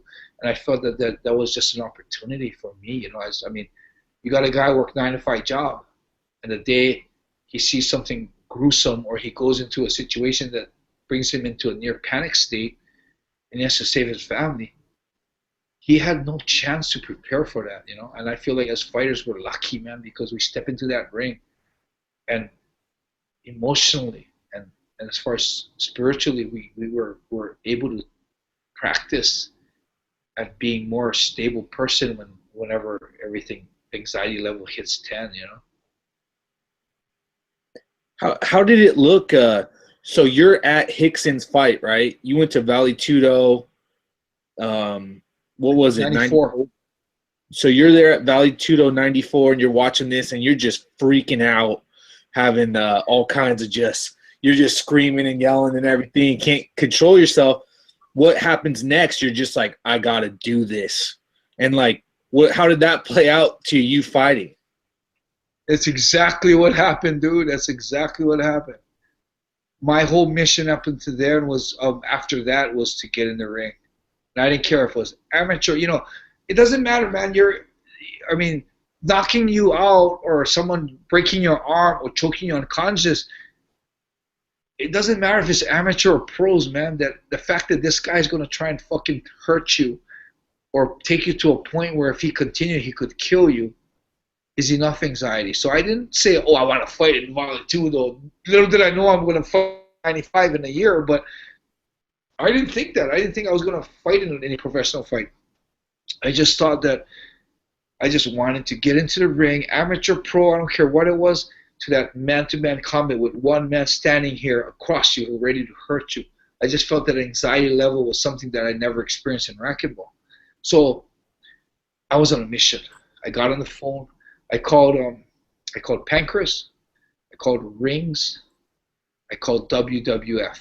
UWF it was called. Okay.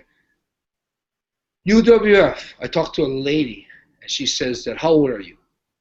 And I was 2 years over the age. I said, you have to be like 24, 25. You have to be over 180 centimeters.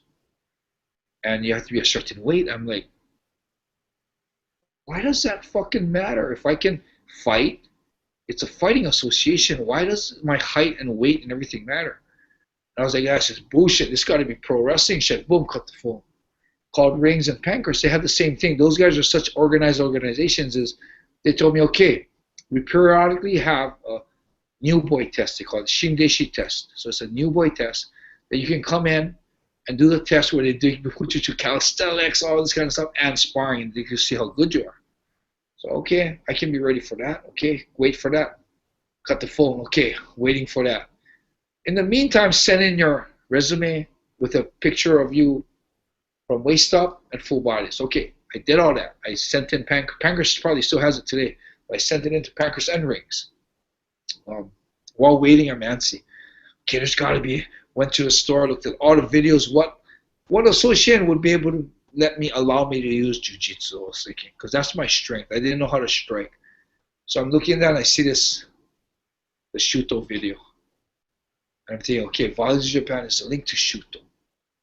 Got on the phone, called the Shuto gym. And at the time, Shuto was a very unorganized association. And I talked to Sayama Satoru himself, the founder of Shuto, and he said, oh, you did great jiu-jitsu before? Okay, come down. Come check us out. And I was like, okay. UWF had all these restrictions on height, weight, everything. Rings and Pancras had this big thing about the new boy test. And here's Shuto on this side saying, come down tomorrow kind of thing. I'm like, whoa, what the fuck is this? bought my Shinkansen ticket, bullet train ticket, jumped on the next train. Next day I was there. Went there, and it was interesting because I walked in. No one's in the gym because I guess daytime they hadn't have classes. Had about 3 guys in there. Walked in there, saw him, I introduced myself, said hello. He said, "Oh, you did Gracie Jiu-Jitsu," and that's when Ultimate Fighting just started. So everything was about Gracie Jiu-Jitsu. They're interested in that. So he goes, "Okay, come spar with this guy." And brings this little guy, like, but this guy's like 140. I'm like, this guy's tiny.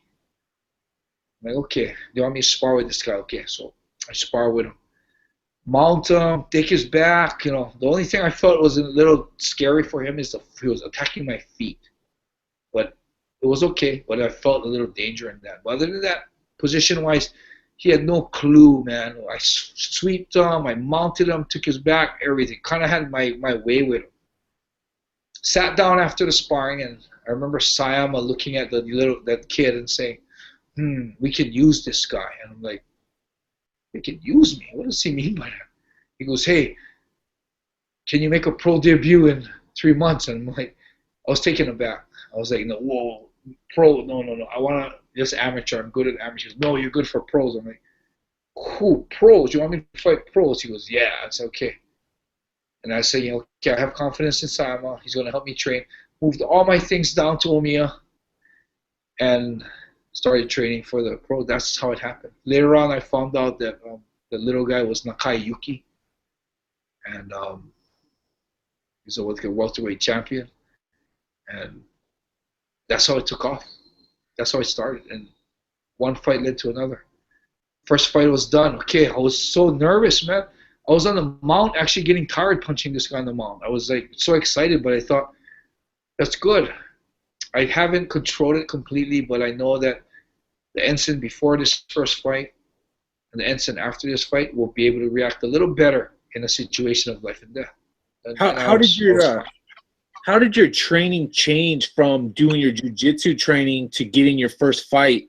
How did your preparation change, like, from what the experience you had? Obviously, you had a purple belt, and now you're going into Vale Tudo fighting or MMA. What was it, the difference? Like, how did that look? Well, it was all revolved around my jiu-jitsu. So we were training tackles, how to get the guy to the ground, to get him to the ground to use the jiu-jitsu. Sayama Satoru even made a new rule for that. They called it freestyle shuto, where they wouldn't have breaks on the ground.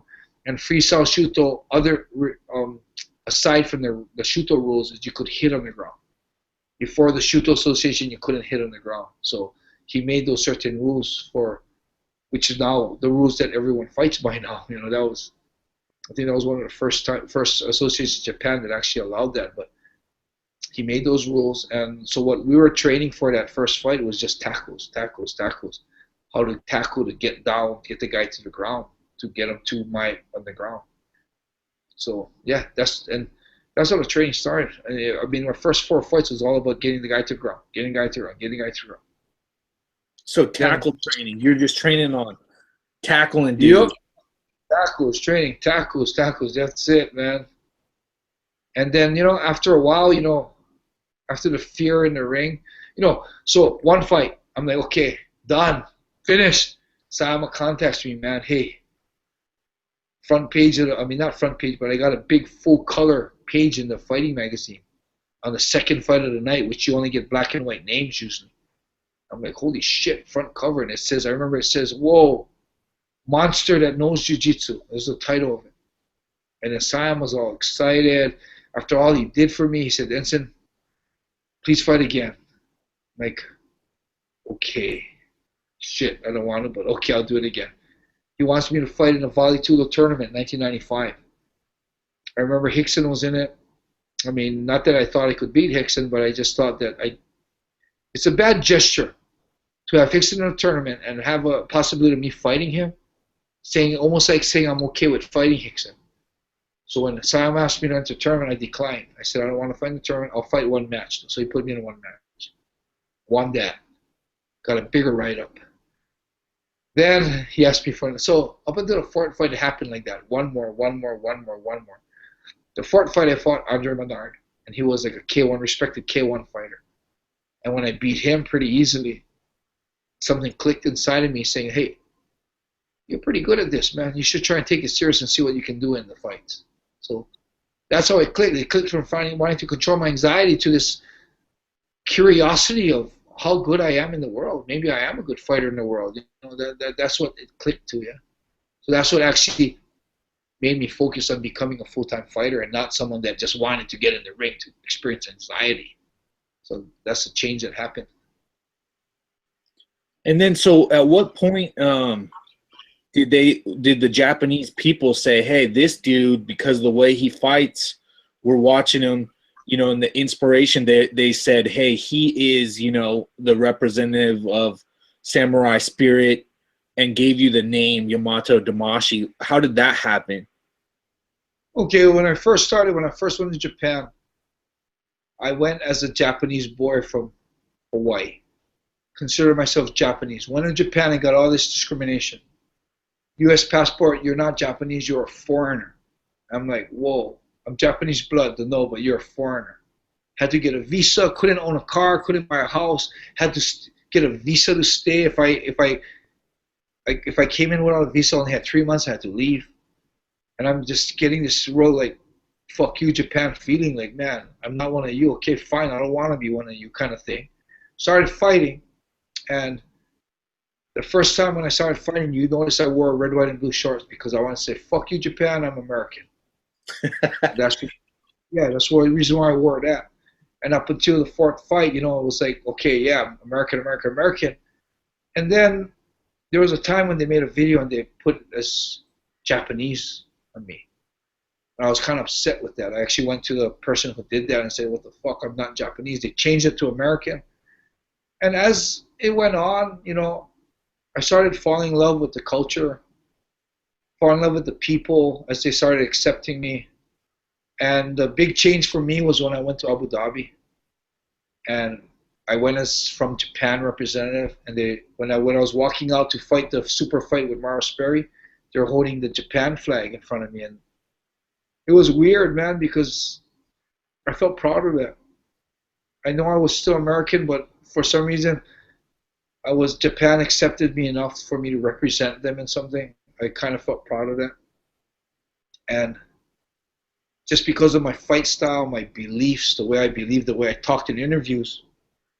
In one of my interviews, before I fought in UFC 13, an interviewee came up to me and he said, hey, when I see you fight and when I see your interviews, one word comes to mind, Yamato Damashi. And I'm like, Yamato Damashi? I was like, never heard of it. Like, what does that mean? And he explained to me, it's a samurai spirit. It's a samurai spirit of never giving up, fighting to the very end, fighting for what you believe in, you know. And I was like, wow, that's pretty cool.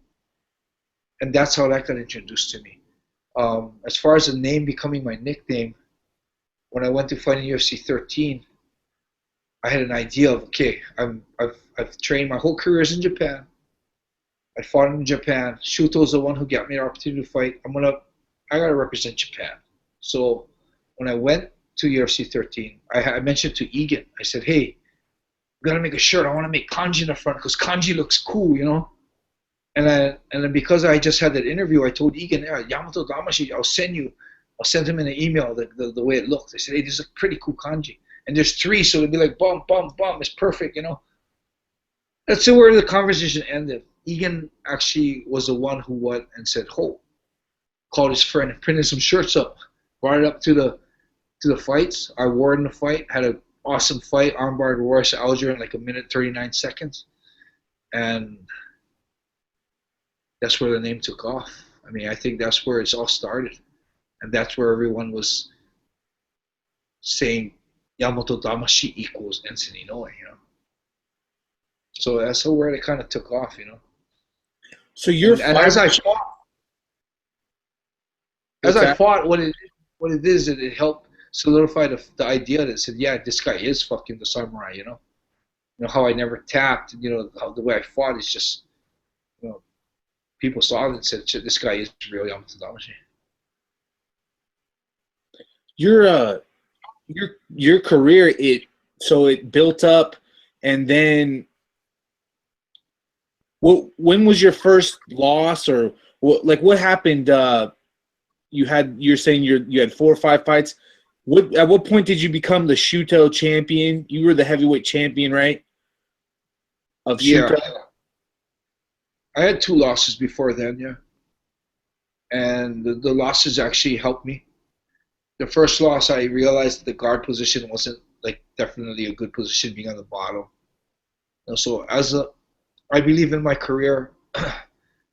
I believe today too that wins and losses means nothing when you're in the ring. When you get your hand raised in the ring, it's only on the surface. You know, 2 fighters fight. If I fight in the ring and I get knocked out, and the ref raises the opponent's hand in the ring, it's not a loss for me. It's on record, it's a loss, but I believe that losses and wins are only determined after the fight. The losses and fights will be confirmed. A loss or a win will be confirmed the next time you step in the ring. I believe if you can step in a better fighter than you did the last time, whether it's a loss or a win, you've won the last fight. Yeah, so it's about improving. It's about getting better. You're not going to ever be a perfect fighter. If you're caught with something, if you got a fighter was better than you because there's a certain technique that you didn't do good enough, if you can learn from that fight, become a better fighter in the next fight, the loss is a win, man. This is, I mean, losses and wins. A loss is something unfortunate. A win is something that you can translate in different ways. You got your hand raised in the surface. It's hand raised in the ring. Or you can consider a win as something that's became an advantageous situation. And if the loss that I lost in the ring, if it made me a better fighter, it wasn't a loss to me, it was a win. So that's how I believe it. You know, like I believe that 100%, man. So, you know, losses and wins aren't determined right after the fight. It's determined what you do with what happens. So did you ever feel like you lost, or did you win all your fights? Undefeated. I've never been broken in my heart in the ring, and I've always learned something from my losses, and I've come back a better fighter. 100%, man, 100%. And now, you know, on the surface, I think it's super impressive that you actually beat Randy Couture, right, when he was the UFC heavyweight champion. You know, to a lot of your normal fans, you know, that's extremely interesting information. You know, just the average person doesn't. I mean, I think, you know, you're looking at stuff on a way deeper level than most people do. And it is extremely inspiring, just, you know, the way that you could describe that, you know, that you're growing spiritually and you're not defeated in your heart and spirit, so you won. That's amazing. What was the Randy Couture experience like? Because you did, you know, surface, you got your hand raised in that one. And he was the UFC heavyweight champion at the same time, which, I mean, that's just insane, man. Well, you know, the fight was my gains, my victory in that fight was all the way up until the fight. Whether I won or lost in the fight, whether I learned anything in the fight or not, there was so much learning that happened building up to that fight. Everybody counted me out, man. Everybody, my friends, my sparring partners, all the freaking writers would ask me questions like, "Oh, you're fighting Randy Couture. Are you gonna be okay? He's a heavyweight champion, and all this. He's never lost, you know, all this kind of stuff." And at first, it was like, "Yeah, you know, I'll be okay. You know, I'm gonna give my best, 100%. If he makes a mistake, I'm gonna lock it up." You know, all this kind of. After a while, man, you know, in Japan, when you're in one of the main events of the fights, you're literally going through 2 or 3 interviews a day for the whole week. I mean, at least for like 2 or 3 months before the fight. Every single day, you got newspaper, magazines, videos, internet, everything. I mean, it's like ridiculous. Hard to train with it. And just imagine that, man. Every guy coming to you with this look on their face, like, "Holy fuck, you're fighting Randy Couture. Are you gonna be okay?" kind of thing. Like, it got to a very, very irritating point for me where, you know, I'm telling these, I'm always almost all right telling these people like, Randy's human, man. If I lock up his arm, my hips will break his arm.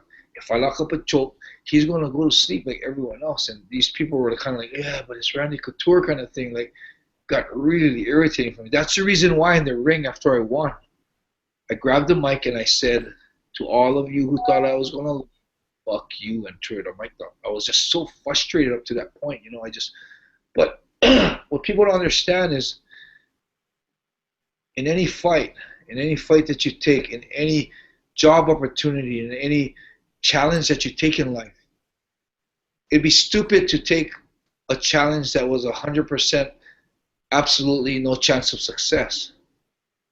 But I don't think it's a stupid thing if you take a job opportunity or a challenge or a fight that your percentages aren't good, but there is a percentage that you could succeed in what you do. You know, for me, I could explain Randy's one, like, if you have 100 roads, say each percent is a road to victory. And out of 100 roads, 99 goes to Randy winning. But one road goes to me winning.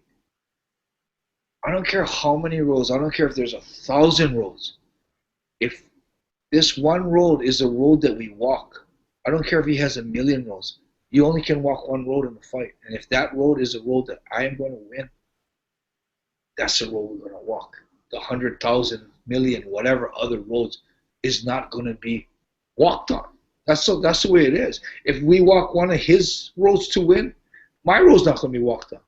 But you know what?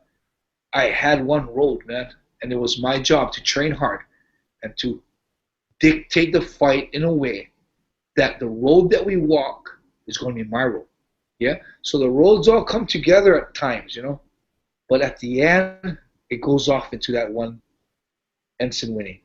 Then at the end, all the other 99 roads cluster together into one era of Randy winning. But in the meantime, we cross over, you know.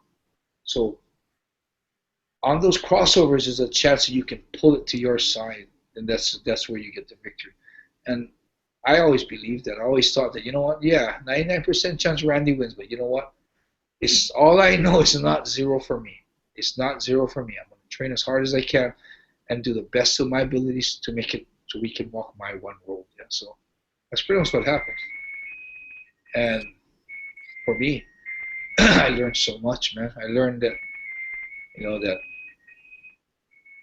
don't ever give up on yourself. If there's a chance that you can do something, whether it's fighting or in a job or it's something that you're challenged to do, if you can do it, I'd say go for it, man. I learned a lot in that fight. That's legendary, man. There's another thing I wanted to touch on. The anxiety thing, controlling your anxieties. You know, it's such a mental thing. Yeah? When I was playing racquetball, we used to listen to a lot of mental toughness tapes. You know, like psychology. So there was one that really stands out. It gives a good example of how your thought process or your anxiety can change a lot. The way it can interfere with what you do normally. So, for example, if I gave you this situation where I had a 6x4 board, piece of wood, and it was like 20 feet long, and I put it on the ground, put it on the grass in my yard, and I put a little pebble on a $100 bill, and told you that if you can walk on this plank without touching the grass, I'll give you the $100 bills. To the $100 bill, pick it up, it's yours. You're going to probably focus on the $100 bill.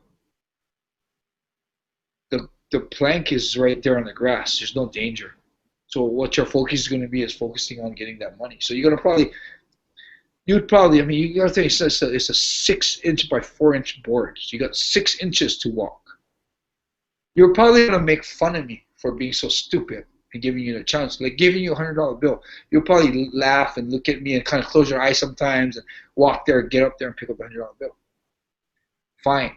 Well, now, if I look at you and I say, okay, let's take the same board, I'll give you another 100, I'll bring that same fucking pebble and put it on the rock. But this time, the plank is going to be at the edge of two different 10-story buildings. So one end of the plank's going to be on this building, and 20 feet away, the other side of the plank's going to be on the other side of the building. I put the $100 bills. In fact, I might nail it in because of the wind. So I nail it into the board, and I tell you, okay, walk across the board again, and then the $100 bills is yours. I tell you what, man, I'm not saying you're not going to make it, but I tell you what, man, what's going to happen to your walking ability? It's going to get fucked up because you're going to start shimmying across the board. All of a sudden, you're going to start losing balance. You're going to be worried about that. Why? Nothing has changed. It's the same board, it's the same money, same pebble. I mean, whatever. You know, it's the same thing. The only thing that's changed is your focus. Now you're no longer focusing on the towards success. You're focusing on the penalties to failure. So now that anxiety of failing, anxiety of thinking of what might happen if you fail, it just distorts your ability to move, to think straight, to walk straight. Something as simple as walking. I mean, when you get up and walk every day, you don't think, okay, right leg, now left leg. You don't even think of walking. It's such an instinctive thing. And that focus and that fear of falling is going to disrupt something that you do so systematically. You know, so what that situation proves to you is that your focus can change so many things. You know, I mean, just a difference of what you're focusing on is going to change what you can do. And being able to change, you know, if you can be strong enough to control that anxiety and focus on that $100 bill, you probably could walk normal, but normal people won't because of that. You know, so it really, really matters. You know what you focus on. So that was a good example for me to know that, you know, that, hey, anxiety can change a lot of things, man. If you got to learn to control that. You had said something else to me that I really, really enjoyed. I thought, I was like, wow, man, that's like one of the coolest things I've ever heard. You're talking about what you're focused on, and one thing, you know, is your willingness, you know, to die. You went into the fights with that type of mentality, and you said you also would train to die. You know, that's what's on the line, is your life's on the line, so you would train to live. And, you know, you said like you would try to beat your body by, you know, maybe throwing a countless amount of kicks and or whatever, or punches. And you just said that, you know, it's not even possible, right? You can't even humanly defeat your body. And you literally trained that way and like pushed yourself to the utter limits of your human capabilities and could not defeat yourself, right? I just thought that, I was like, oh, man. Well, you know, to elaborate on that, you think about it, you know, when fighters give up, yeah, like you see fighters tap out in the fight. You see fighters, like even someone as warrior like McDonald when he fought Lawler. You saw him get that last punch in the nose and kind of like fell back and like didn't want to fight anymore. 99% of the fighters that give up in any type of fight, it isn't because their body gave up. It's because mentally, spiritually, they've been defeated, yeah? So, I mean, you think about it, man. I mean, when you in an armbar, in a choke, well, the reason why you tap is because, not because your arm's already broke, because 99% of the fighters walk out of an armbar that they tapped on and go drink beer that night. They go gamble. They go shake their fighters' hands because their arm is still good, you know. Rarely, like Nogueira, maybe Misha Tate, you know, very rarely do you have fighters that actually, or Renzo Gracie, that actually break their arm, give up, you know, or before they end the fight. But so, you know, so a lot of times it's your body still can go. You're getting choked. The last, you know, the last fight you see in Risen, same thing. These guys can still fight, but they're anticipating passing out, so they give up.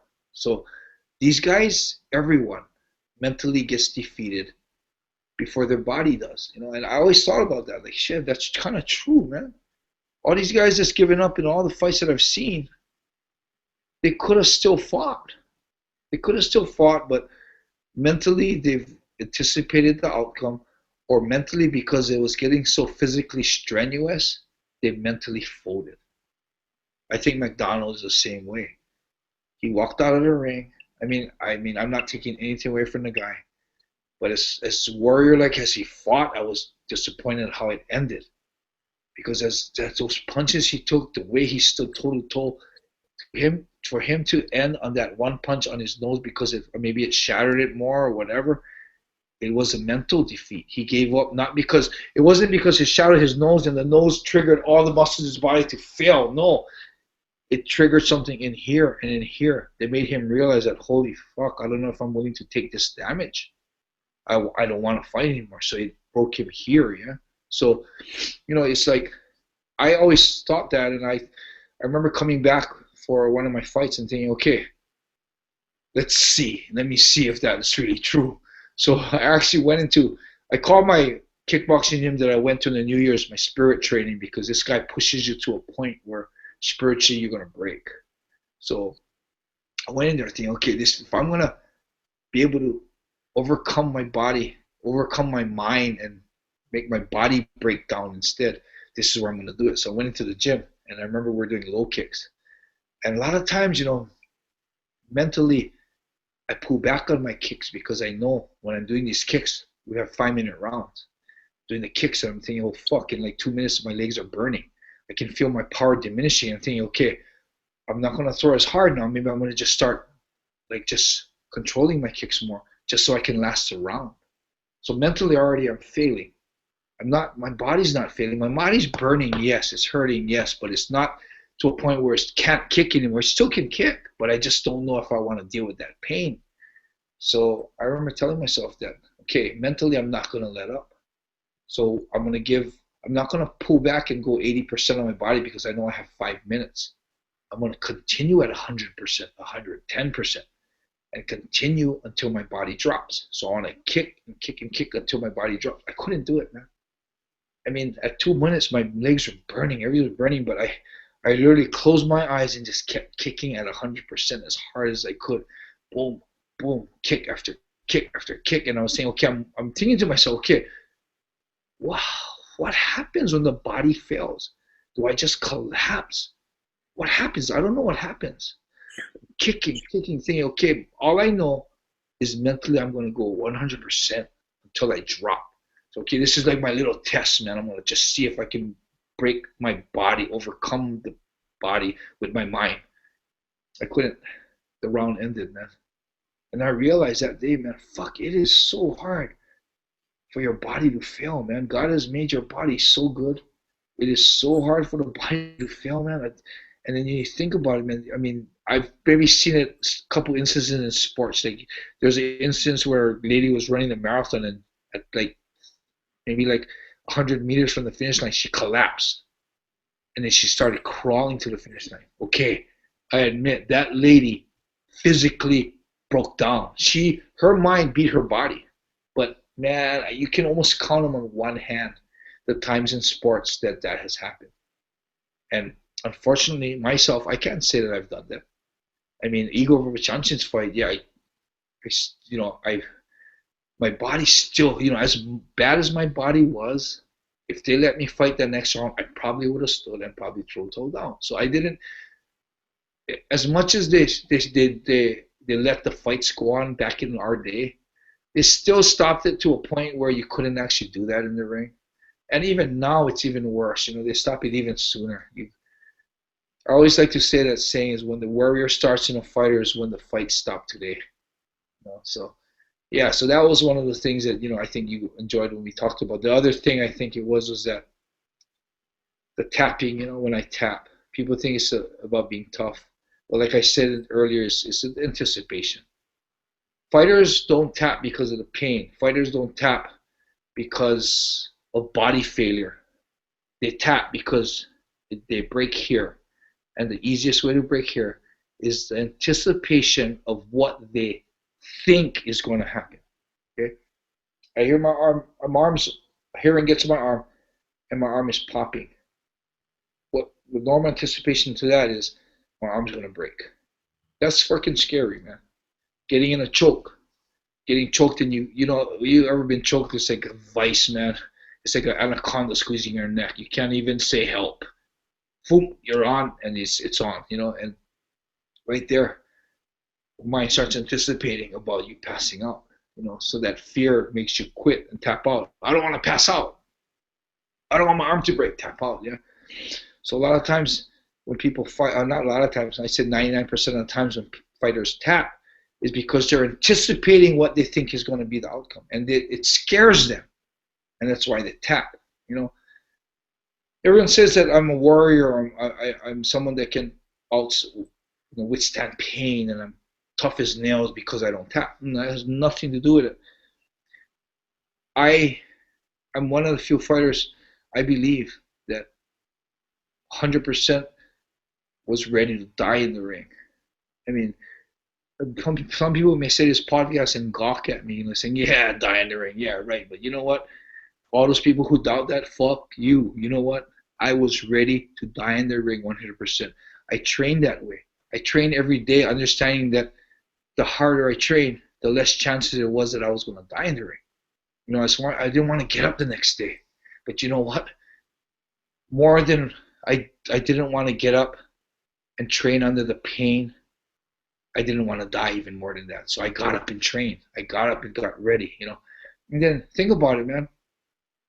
When I walked into that ring, you know how hard it is to walk into a place that you possibly admitted in your heart that you possibly might die. Anyone who knows could see in the future and say, okay, you're going to die at Disneyland in Tokyo. Just stay away from Disneyland in Tokyo if you don't want to die. You know what I mean? But I admitted in my heart that I was going to die in the ring that day. There's a good chance that I was going to die.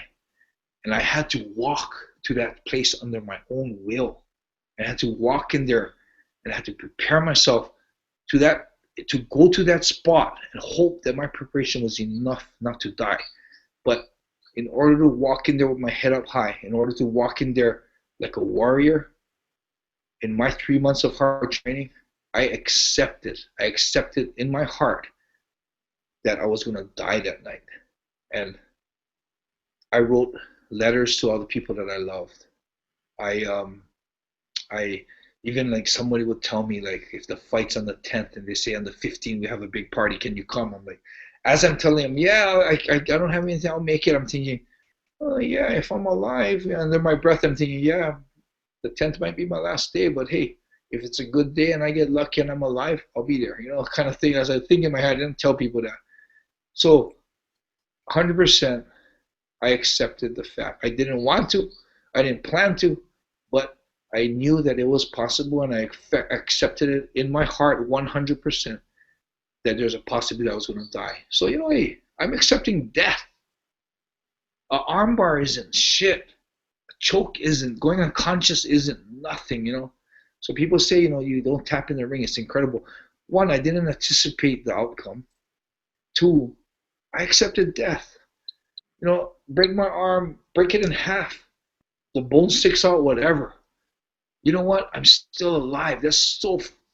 Arm broken with the bone sticking out with a compound fracture is nothing even. That's like 10% of death. You're not going to die from that. You still got this arm. You still got this legs. You know what I mean? It's like, it's extreme. It's extreme and probably not good for the sport. But that's the way I fought. That's the way I thought. Is break my arm, I got another arm. Break these arms, I got my legs, man. But you know what? Break all my limbs, it ain't going to kill me. So for me, I felt like a broken arm, my arm popping when Heath Hearing cranked my arm is not something that I'm going to tap for if I accepted death. Yeah.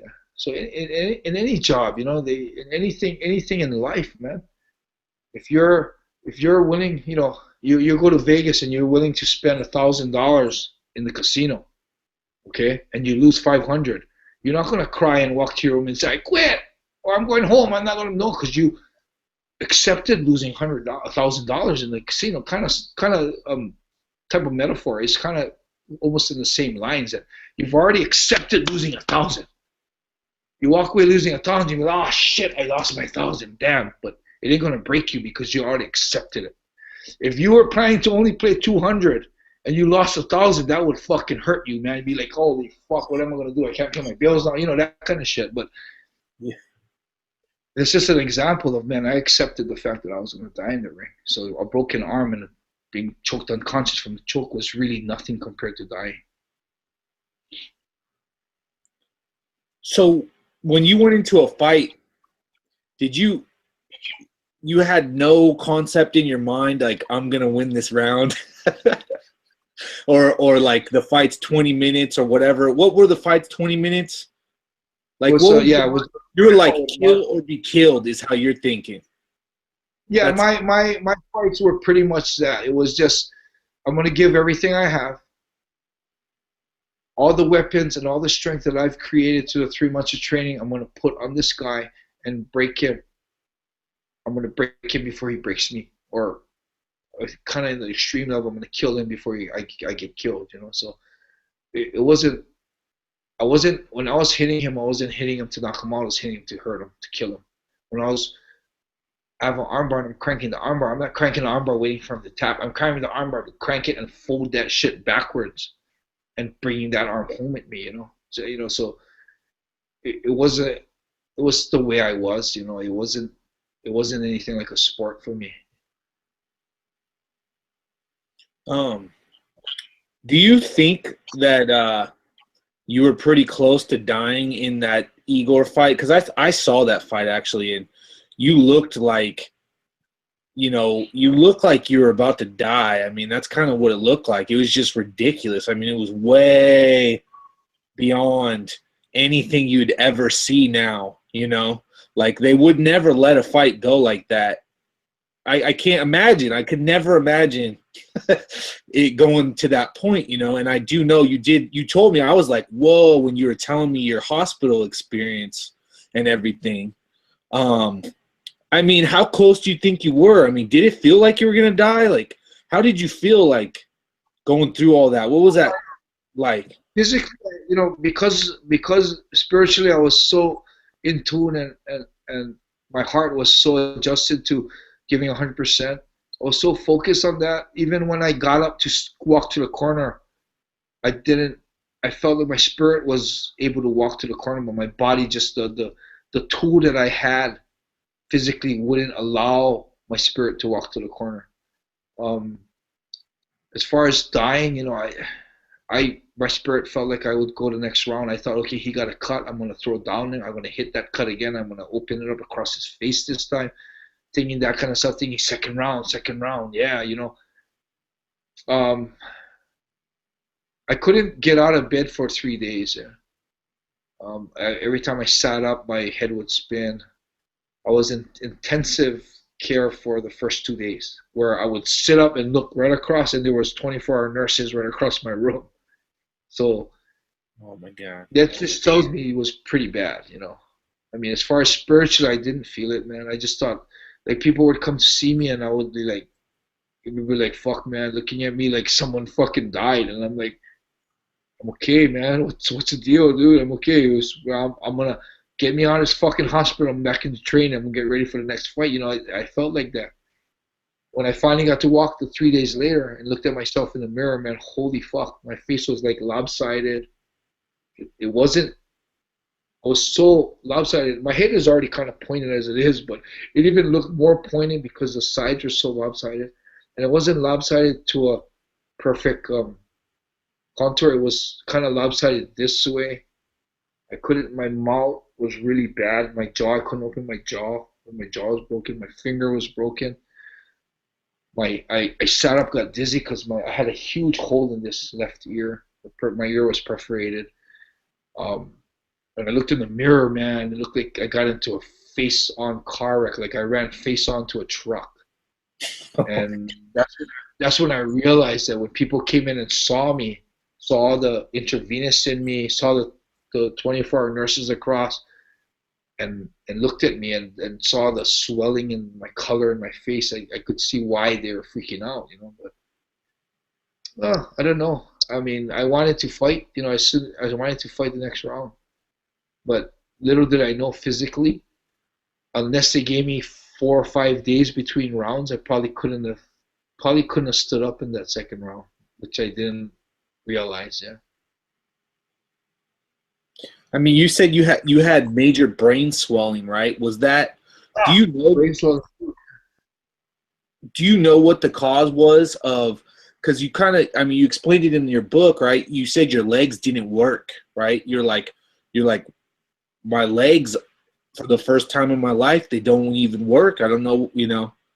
Didn't feel like my legs. Yeah, it was like it's almost like, you know, when you have those little puppets that you can control, but then the string to the legs are disconnected.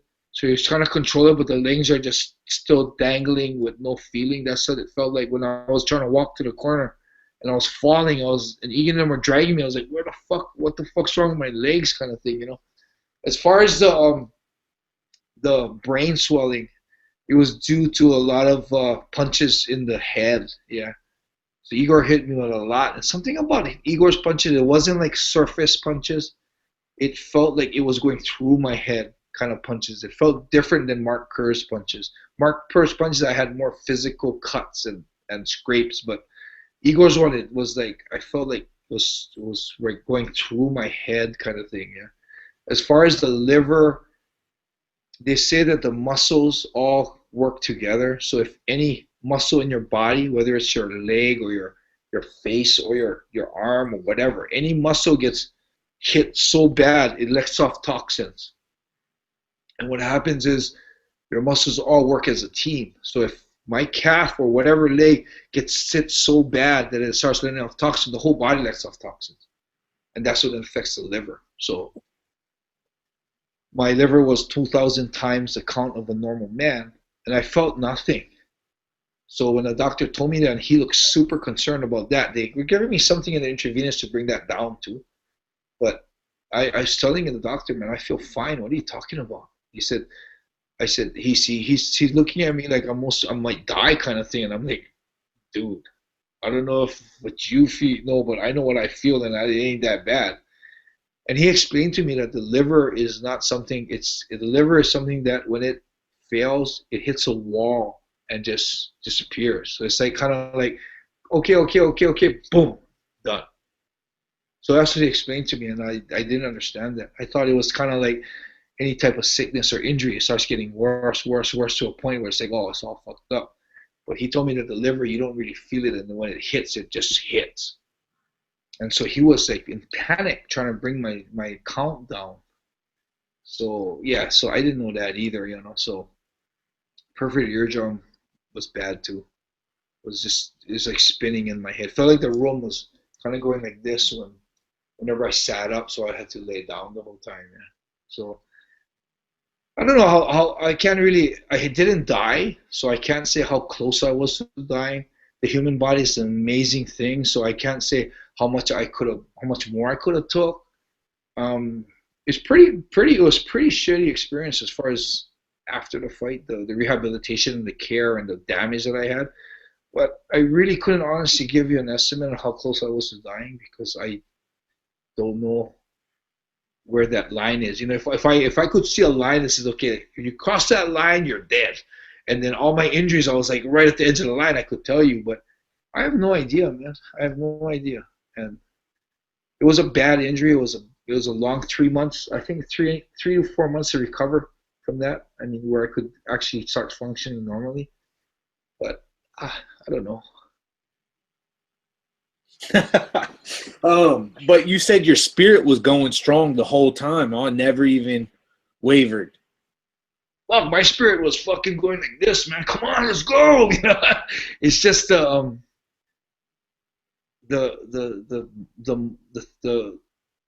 thing, the object that my spirit used to walk the physical earth was incapacitated. You know, it wasn't capable of going any further. You know, so it was a weird feeling, man. Because usually, a lot of times, if you're not focusing enough, as you're physically going down, spiritually you're getting broken, yeah.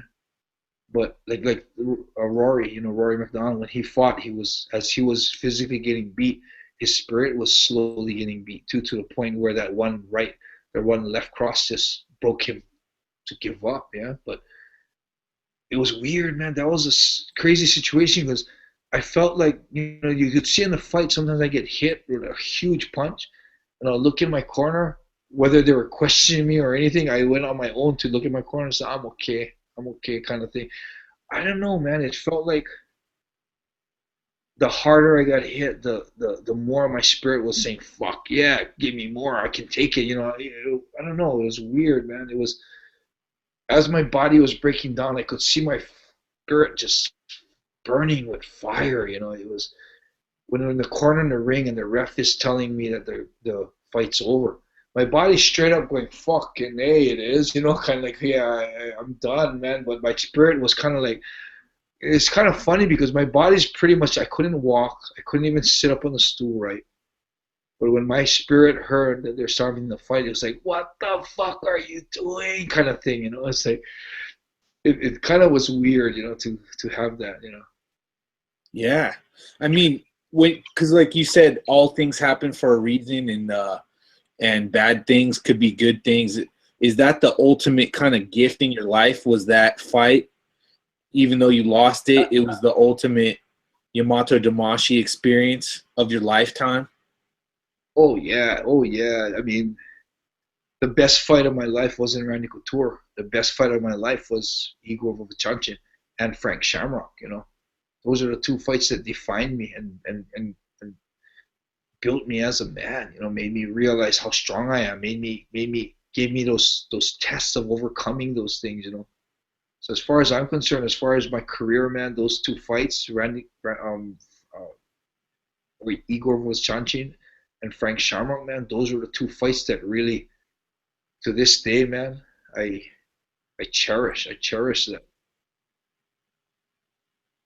Yeah, that fight with Frank, man, that's like it's like a beautiful fight. I love to watch that, when you and him were trading, because it just looks there's no other way to explain it, man. It's beautiful, It's like aesthetically, it's like a art piece, to watch that fight, or like a great song or something, you know what I mean? That's I love that fight. I mean, it ended perfect too. One of us went down, man. I mean, of course, the cherry on the top would have been sweeter if it was my punch that landed and knocked him down. But whether it was me or him, man, that's like my dream of Vanderlei. Fighting Vanderlei, like I said, fireworks goes off when the smoke clears, one of us is standing. That would be my ultimate fight. And that's what happened to Frank Shamrock. So it wasn't like, it doesn't need to be me, man. It's not about victory. It's about push going 100% like that. And it was that Frank Shamrock fight was like that. The only fight I think that could have been better was me and Vanderlei standing toe to toe. We'll never know, though, I guess, unfortunately. Yeah, you ended up fighting Nogueira, and he choked you out, right? Nogueira? Yes. Triangle, yeah. He caught you in a triangle, and you were like, I ain't tapping, and you just went out. Well, you know what? See, like I said, not only did I accept the fact that I was going to die, my focus, when you get into a situation like that, and when any person gets put into a situation that's a very life and death situation, or a very dangerous situation, you got to react like that. If you're driving a car and a kid jumps in the car, you can't stop and say, okay, wait a minute now. Okay, if I turn right, then there's no fire hydrant there, but if I turn left, there's a car. Maybe I want to hit the car instead of fire. You can't do that. It's something instinctive. It just pops into your head, man. If you see the car, that blocks that option. So all of a sudden you go to the right. You know what I mean? It's like something that happens like that. You get options that pop into your head without you making a chance to analyze it, So if you're not focused as a fighter and you get into that situation, the options you're going to have is tap out or get your arm broke. Or tap out or knock out, go to sleep, And if you get that, any logical person would be, fuck, I'm tapping out because I don't want to go to sleep. I'm tapping out because I don't want my arm broke, because I want to recover faster. I want to get into the next fight. I don't want to have any permanent damage on my arm. I mean, that's the thing. But for me, I was so focused on what I was doing, was that all the time when I was training and focusing so much on possibly dying in the ring. That didn't pop into my head. The option that popped into my head was, boom, you're going to pass out or you got to get the fuck out of this. You know? I mean, if there was option number 3 that you could tap out, I would probably tap out. But you know what? I'm not a tough guy. I just didn't have those options. When I was in that situation, it didn't come up. They didn't come into my head. That's all it was, man. So when Norgara put me in the triangle, I was like, I remember thinking, oh, fuck, this is tight. Okay, I got to open up my arm. So I was trying to, but he was already closing it, and I was opening it, saying, okay, I got to relax, got to make mace. Okay, so I'm here trying to think, okay, I got to breathe, I got to relax, and I'm here, and then I remember thinking at the very last moment was, fuck, I wonder how it feels to pass out. And the next thing I remember, I was laying on my back, you know, so it was never an option for me. And it's not because I'm tough, it's just the way I live my life and the way I train, my focus that I have, and the way, the Yamato Damashi way, is that option never came into my head, you know. So that's what I mean. I got choked out. I was going to sleep. So every fight you were like, someone's gonna die today, is your mindset. Yes. You're either kill or be killed. Yes. I mean, not like in this sporty thing. Kill or be killed. No. Literally, I was gonna hurt and kill this guy, or he was gonna kill me. You know. I literally, like, okay, when a person dies, yeah, when you're dead, it's over. There's no pain. There's nothing.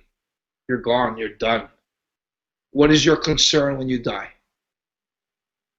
Your girlfriend or your wife, your mother, your friends, all these people you're leaving behind, and how much they're going to hurt and how much they're going to suffer at your death. You know, so for me to die, my biggest thing was I'm worried about the people that I care about, and I want them to be cushioned as much as I can make so that they don't have a hard fall on my death, you know. So I've accepted death so much to a point where before all my fights, I would write letters. I wrote letters to my mom. I wrote letters to my dad. I wrote letters to my girlfriend at the time. I wrote letters to all the people that were dear to me. And their letters were just letting them know that, hey, smile, man. I accepted my death and it's all good. Don't worry. Don't shed a tear. If you're going to shed a tear for me, just shed a tear because you're going to miss all the good times we're not going to do together anymore. But don't shed a tear because you're bummed that I died, because I'm fine and I've accepted it.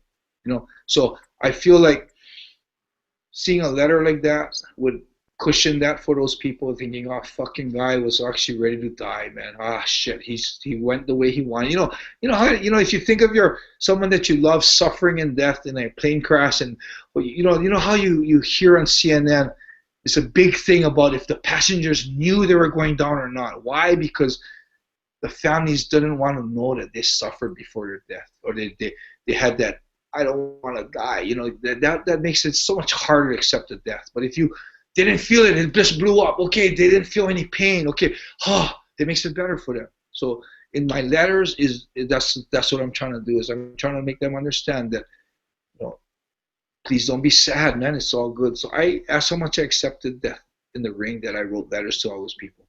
One of my students knew where those letters were. If I died, he was instructed to get those letters and pass it out to the people. If I lived, I would get those letters and I would burn them all. Every fight I would write a different letter. The things I said would be different. The people I write to might change. So every fight I would write different letters. That's how much I accepted it. So only you and God know what those letters said, really? Pretty much, man. He's got them up there. You just send them up. Yeah, really. The atmosphere got it. Hey, that's what I did, man. I sent up that last podcast we did. I said, God, that's yours, I guess, It's in a good place then, man.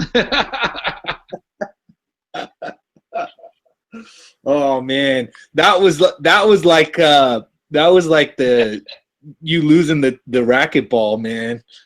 It was like, it's just like, no, oh my God. Oh But look man. what we're getting now, dude. What we're getting now, man. We're getting a video conference. You're Yeah. seeing me not only talk about it, you're seeing it in my eyes, how much I mean what I'm saying. You know, you got something so much, I think it's so much better. And if you didn't fuck up on that last one, you wouldn't have this one, you know. You know, it's interesting too, because I kind of learned a lesson in my mind. Like literally after that last podcast we did, I thought to myself, I was like, I was like, this is the best thing I've ever heard in my life. I just made the best podcast ever, right? And I'm thinking, dude, this is it's like a diamond, and I just lost it, and it's gone, and I'm I was like Gollum from Lord of the Rings, right? I'm just like, the precious is gone. I lost it, right? And I'm just I was totally just devastated. I couldn't eat. I mean, that sounds horrible, but it's important to me, right? Like for me, this is a huge deal. And I was like, oh my God. But you know how I got to grips with it? I swear this is how I came to grips with it. I was like, I talked to a bunch of people. I told them what happened. I was like, man. And they said, dude, you got to just tell them. Like, you got to man up. You got to tell them what happened, And I realized I was like, I could just tell talking to you. I was like, this guy's just a super sincere, totally genuine guy. I mean, that's the biggest thing I noticed talking to you. I was like, this guy's so sincere, just that's it. That's like the best way to describe Enson Inoue, in my opinion. And I was like, if I ask him a question, it doesn't matter if I ask it one time or if I ask it 1,000 times, man. It's going to be a sincere answer, and I'm going to get the same diamond that I lost. I lost it, but it's in you. You know what I mean? It's just who you are. It's like, that's all it is. All I got to do is ask you these questions, and it's not going to change. It's not lost. It's not gone. You know what I mean? True. It didn't go up into freaking, you know what I mean? Because that's what I felt at first. I was like, oh my God, dude, I just lost that. But that's how I came to grips with it. I was like, it's okay. All I have to do is walk through it again. Walk through the same thing that we walked through last time. If I ask you about that fight, listen, dude, that's the same, you know what I mean? I mean, it might be a little tiny bit different. I don't know, but it was the same thing, Everything you believe is what it is. It's just what you believe in. It's just who you are, It's genuine, man. There's no political interference. There's no what I should say or I shouldn't say. I'm not saying stuff on what I feel. It's straight up from the heart, man. You can ask me the same questions. You can ask me the same question 2 years from now. You probably get the exact same story and the same impact and the same intensity. Yes, man. And that right away, I could say like the influence of the podcast we did, it changed me like immediately. I started, because I think about things and I try, you try to figure out stuff in life or whatever. And it's like, if you could just be a genuine person like you are, I mean, I was like, you know what? Anything I'm talking about, I just need to be honest, If I could just be honest and say the truth, it just brings me peace. And it's, I don't know, man. It's like perfect. You know what I mean?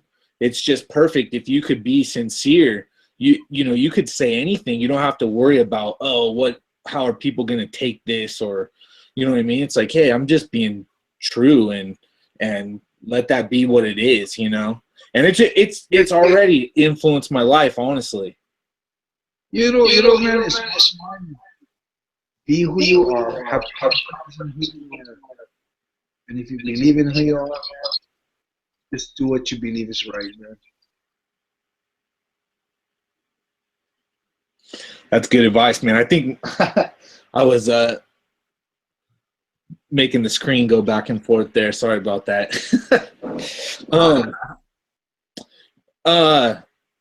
Okay, let me see here. So, boom, we went through the fights. There was two fights that, you know, I didn't actually bring this up last time, but I had written it down because I thought in the, and I'm interested to see what, you know, how you feel about it. In the Heath Herring fight and the Tommy Sawyer fight, I thought that, you know, the referee just couldn't really see what was going on in that position, and they just stopped it, you know, because they couldn't see. I mean, it's obviously if you're getting kneed in the head, that's scary, but they couldn't really see you, and so they kind of stopped it early. Like, how did you? Is that how you felt about those fights? That's what I thought about them. Yeah, both of them. I felt the same way. The Heath Herring fight, to explain that one, I had a pink eye in both eyes on that fight. So in actuality, that fight not supposed to have happened. So I had pink eye. I caught it like a couple weeks before the fight, so it was full blown during the fight. So I skipped the press conference. I skipped the picture taking, and I just went in for the medical before the fight. They apparently they've noticed that I had pink eye. They were shining the light in my eye, and it hurt. You know, when you have pink eye, you can't really open your eyes that much. And when you do open it and there's a bright light, it's like it hurts your eyes. So I think the doctor knew that. And the doctor, I just kept telling the doctor, I'm fine. But I couldn't look into his light. So he knew something was wrong. So I was amazed that they let the fight go. And if you watch that video on that fight, you know, when I was standing in the ring, you could see when the lights went on, I was kind of like, whoa, I couldn't really see. But apparently, because of my condition, the only reason why they allowed the fight to go on is the doctor told the referee that if there's any sign of any danger, stop the fight early. So that's pretty much what happened. You know, I mean, when he was kneeing me in the head, he hit me with one, and then the one they stopped it on, it hit my arm. So it was a premature stoppage, I believe. But if you consider all the things that they had, that this fight not supposed to have even happened, the only reason why they let it happen was because they felt they knew I was in bad condition, but they wanted to just let the fight go and they would stop it a little earlier. So, you know, that's understandable. The Tommy Sawyer fight, yeah, that was disappointing. I think it was a bad judgment on the referee, but the referee's job is the hardest job in the world, you know, and it's my job to not let him even think for an inkling that I'm in trouble that bad that he has to stop it. So every person has their own different opinion on what they see, and if his opinion was a little more cautious than what mine would have been, or a little more safe than what I had an opinion actually taking the blows, that's the way it is, you know. It's not like he did anything wrong. I mean, it's unfortunate. I definitely could have gone on, but everything happens for a reason. Yeah. It's interesting because you had a gap, a really long gap, in between your second to last fight and your very last fight, right? And that's because there's some stuff tied to that, right? Like, is that when, I'm trying to remember, you after you were done fighting, did you go on a pilgrimage immediately, or did you go to prison first and then a pilgrimage? Prison was first? Yeah, the reason why I took that last fight was because I went to prison, and when I went to prison, there was like a whole write-up on, I mean, not write-up, it was on national TV. All the stations throughout Japan, it showed me walking in handcuffs with the police escorting me out of the prisons. So my reputation was damaged. I was caught with possession of marijuana, so I was considered someone who did drugs. So aside from the big offer that I got as far as money-wise, the other intriguing thing for me to take that fight was because I felt that I could clear my image, because we take drug tests, and marijuana, as you know, in Japan they don't really test for steroids, but Marijuana is something that they test for. They're pretty hardcore on that. So for me to fight, I would have to have proven that I passed the test. And then the second thing was I wanted to show the people that I was back. You know, I was back. You know, in tune. I was back in training. Everything was going well. So that's the reason why. Did that kind of label you, or are you labeled like? Are you considered like a Yakuza member, or like how are you? Did that kind of make you look like they're like that Yakuza boss or something, or like what was that image like in the papers and stuff, and in Japan? No, it doesn't need. It did that arrest didn't have anything to do with it. It all depends on who you talk to. It all depends on who you talk to. People will tell you I'm Yakuza. People will tell you that I run a Yakuza family. You know, can you turn the lights? Yeah, so it all depends who you talk to. So it's that reputation I got. The thing about it is I have a lot of friends that are Yakuza. I have a lot of people that I'm seen with eating. A lot of people in my family, the Amish family, that are Yakuza, high up Yakuza figures. So a lot of people like to classify me in that. If you have to, how they say there's two sides of the fence. There's the legitimate side and the illegitimate side. If you have to choose what side of the fence I'm on,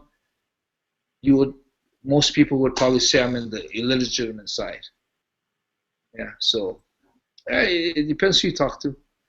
I'm not Yakuza. I've never been a Yakuza. I have no desire to become a Yakuza. I have no need to become a Yakuza.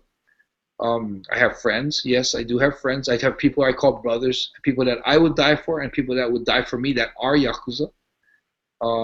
Do I do business with Yakuza? No, I don't have any business with Yakuza, but yeah, some Yakuza do buy my bracelets. Yeah, I mean, if you consider that business, fine. I do have Yakuza guys who donate money to the missions up north. If you consider that business, well, yes, then it is business. It's a funny thing, how the internet can blow things up. I mean, I know my reputation in the internet is underworld figure, Yakuza ties, yeah, that kind of stuff. Yeah, I do have Yakuza ties. I'm not a Yakuza. I'm not an underworld figure, and I think I'm more legitimate than illegitimate now. Back in the day, maybe not, but now, yeah, I'm totally legitimate. When you went to prison, you said that's where. Did you find God in prison, or had you already found God and you got closer to God? Or what's the story there? Well, in prison, in Japanese prison, they don't allow you to have any English books in. So at the time, the girl I was dating was really heavily into Christianity, and what she did was already was a born-again Christian from high school. One of my friend's father was a pastor, and I used to fight a lot. And after one of those big fights, he came and prayed for me, and I accepted Christ. I must have been very good at going to church for the first 3-4 months, and it was nice, and I really felt nice because I would walk into church and walk out feeling clean, like I really cleansed myself. And Monday, Tuesday, Wednesday, I felt like I was, I could walk away from bad things. I could walk away from fights. And then as Thursday, Fridays came around, I could feel my old self coming back until when I was at Saturday, I was like back to like, fuck them, whatever, And then boom, Sunday comes and I feel like it cleansed again, So it was a good process that I had. The only thing that kind of pulled me away from it was that there was a lot of things that I couldn't understand. I couldn't understand eye for an eye. If you get one eye gouge out, turn the other side. I couldn't understand. I don't know if it was a pastor that I was seeing, but I couldn't understand the fact that the world started from Adam and Eve, and there's blacks, Hispanics, Japanese, Koreans. So was there a Korean Adam and Eve, or was it black Adam and Eve? How could we have all started in one? Incest is a very bad thing in the Bible. How can we have started from Adam and Eve? Then we're all causing incest. That means even Sarah is related to me somehow. if we all started from Adam and Eve, so could understand that. And the big thing that really kind of made me not pull away, but kind of give me that little doubt about it was I presented a situation to the pastor, and I said that if there's this guy here, Mr. A, that lives his life perfectly, lives himself as a perfect person, takes care of his family, abides the law and everything, but never was introduced into Christ, never accepted Christ. And then you have Mr. B here that is a criminal, molests kids, murders many people, and then goes to prison for the rest of his life. Has nothing else, has another prisoner preach to him about the Bible. He learns about it, accepts Christ with all his heart. How does this person go to heaven and this person doesn't? When I asked the pastor that, the only thing he could tell me was, you got to go to Bible study. And I was like, man, this doesn't make sense, So after 3 months of, I would ask questions in mass, you know what I mean? It's like I was really into it. I was asking questions, and this guy felt really uncomfortable, I think, the pastor. So I ended up just drifting away from it. Prison brought me back to it, yeah. When I got to prison, when my girlfriend at the time sent in the Bible, it was weird, man. I would read the Bible and literally feel at ease, man. Then I started praying. And it was weird how when I prayed, almost like I felt like my prayers were answered. I would pray for strength, and I would feel better the next day. And then there was a kid in my room that was crying all the time. And I remember praying that night, when the night he was crying, saying that, hey, his name was Sano. I said, I prayed saying that, I'm fine, God. Can you give some of my strength to him so he feels better?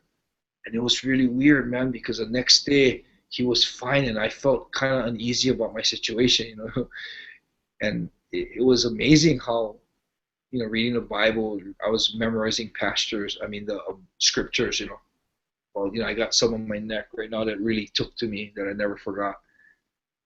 It was amazing how that shit, kind of helped me a lot, So What scripture is that? Right here. It's Luke 28:20, I think, and then Matthew 28:20. The Matthew one is God will be with you to the end of time, and then the Luke one is God will give you the strength, enough strength to conquer the serpent himself. Wow. So when I was actually memorizing pastures, yeah, so that's the scriptures that I memorized, and I felt, wow, I like these two. Yeah, so. It's funny, my coach, Matt Rupert, he's the one that said that you're all that is man, right? And he actually told me the same thing that you just said. His one problem with his faith, because he does believe in God, but he said that the turning the other cheek thing, he just cannot accept it, Like, he just can't handle that. And it's just funny to hear you say that, because he said the same thing, man. And, it used to bother me a lot personally, the fact that, like you just said, like, the good person lived their life good but didn't know Christ. But then the other guy was evil, and then he believes and gets saved, And what helped me personally with that was one day I just kind of realized, I don't know how I realized it, but I used to struggle with that so much, But one day I just kind of realized, like, because I used to think about, like, what about people in Africa who never heard about God and they die, or whatever, just all kinds of those kind of thoughts, or somebody who's, like, mentally handicapped or something, like, it doesn't make sense to me. And then one day I just realized, like, what does that have to do with me? Like, I'm going to die someday, and then I'm going to go face, Jesus, go see him and get judged. And I was like, I can't say that when I go, Like, like I just can't say like, oh, what about that guy over there though? You know what I mean? Like that's not going to be a good, you know what I mean? Like I could just see God saying to me like, hey, you know, that's not you, you know? So I don't know if that helps at all, but that was that makes sense. But the only reason why, you know, when I went into Christianity, you know, I want to believe with all my heart, yeah. And when there's things that you cannot understand and people can't give you answers to it, I can't fake in my heart that I believe it, you know. So what I wrote it off to was just my, you know, as far as turning the other eye. That's way more holy than I am right now. And so I'm thinking that maybe I'm just not at that level yet. And that's maybe not something that God expects you to do, but it's that passion and that maturity that He wants you to aim for. Not that you're going to ever attain it, but that's a good thing to shoot for the sky, you know? Like you know, like that saying about everything happens for a reason. When something bad happens to you, like when the racquetball shot that I missed, the first thing you go is like, why? What happened? Why did I do to deserve this? What's wrong? You know, and God knows why it happened. And God's sitting up there thinking, oh God, 12 years later you'll know. You gotta wait though. You know, and it's just, for Him 12 years is a short time. But for us, 12 years is fucking eternity, man. And the shallowness that as human beings are, we want to know right now. I want to know now, not a year later, not a week later. I want to know right now. You know, that's the selfishness of the human being, and that's where I think God also has another thing that He wants you to have faith. You know, it's testing your faith and your patience. You know, but we want to know, but He knows, and He's going to show us in due time when we're ready. You know, when we're ready. I mean, if God told me in 5 years when I just started fighting that, okay, Enson, this is the reason why you missed that shot, I'll be like, what the fuck are you talking about? It wouldn't make any sense, you know? So for me to fully understand why I missed that shot, it had to be 12 years, not 5 years, you know? So He has a plan, man. Have faith in that, and no matter what happens to you, you'll be able to look ahead and move forward, man. Your head up high. That's awesome, man. Yeah, He knows. One more thing. This is you know, this is getting ridiculous because it's not necessary, but the other question you had about Adam and Eve, right? I'm like, it's super interesting. This is a very interesting subject to me personally. And I used to, you know, kind of study it a lot just because it was my, you know, I had those same questions, you know. But think about this. So if you don't believe in Adam and Eve, right, what is the other option? Like the monkeys, humans came from monkeys, or Yeah. Wolves shot among humans down or something. Yeah, well, so this guy, he presented this argument, you know, and I heard this once because it's like, wow, we all come from two people. That's, you know, that is kind of crazy. And you, like you said, that's incest, you know, that's kind of like, that doesn't make sense to me either. But this guy, he said to me, or not to me, but I listened to this guy talk, and he said, okay, you have two options. You know, one is that we all came from Adam and Eve, and so the Bible says that all the people come from two people, right? And all the dogs come from two dogs, and every kind of animal there is, all the cats come from two cats, right? They all come from two of the same kind, and you know, the other option though of evolution is that everything, all the dogs, all the cats, all the horses, all the birds, all the fish, all of the people, all the monkeys, all the giraffes, the elephants, everything, right? They all come from like a couple of germs or something like that, right? Like some kind of like a pile of dirt that got zapped with electricity, right? And so everything came from those two single-celled organisms.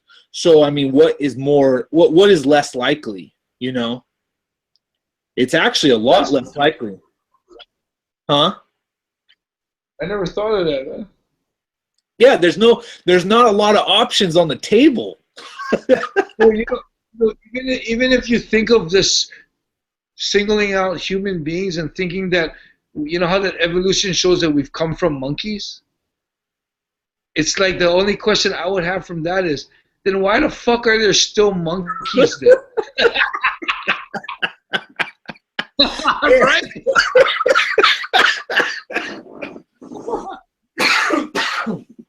Oh my God, that's so funny. Yeah, and then there's nothing else either. There's nothing in between, right? There's just monkeys and there's people. It's like, wouldn't there have to be like billions of years of like things in between?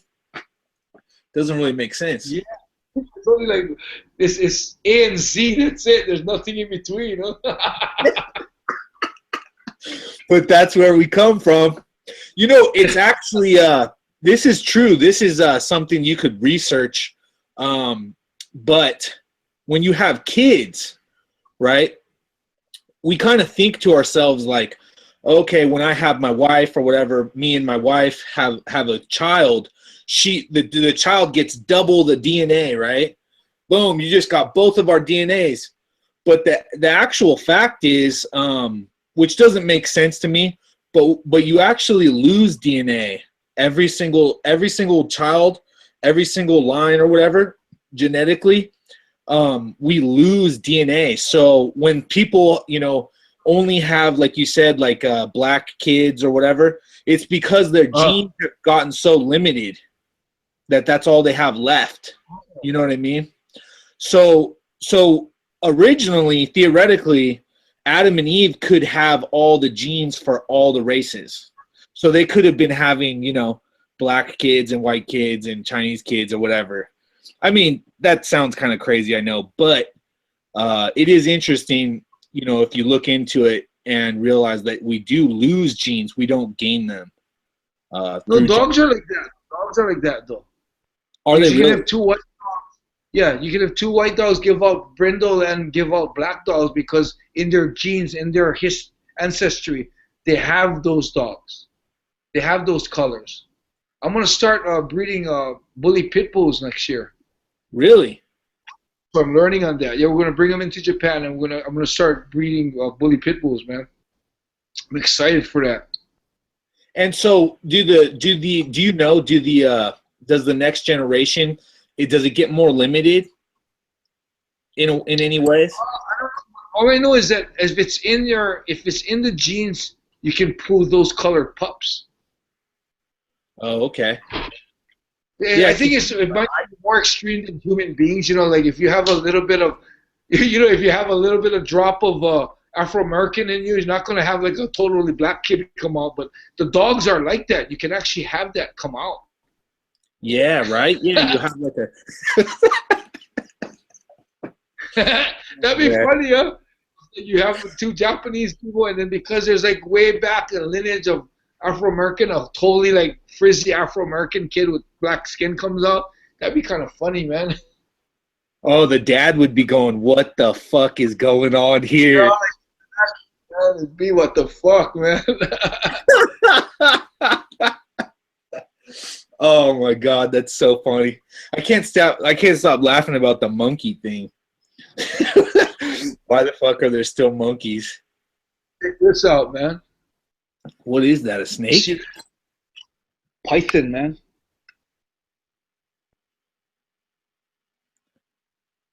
This is my girlfriend's baby pet. Oh wow. So did you guys just travel with that then? No. These snakes are cool because they only eat once a week. So we just have somebody come in and give it a mouse, and it's good, man. Oh, so the snake just stays in Japan all the time? Yeah, he stays in Japan. It's cool as shit, though. Look at that. Yeah, that's sick, dude. Yeah. This thing will get, I think, 4 to 5 feet long.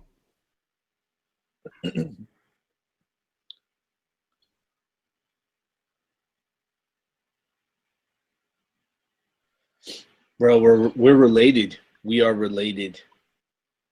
Why? No, I'm just Oh joking. yeah, we are. We We're are related. related. Thank Adam for biting that apple, man.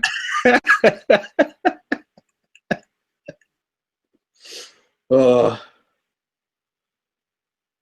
so so after you got out of prison, is that when you went on your pilgrimage?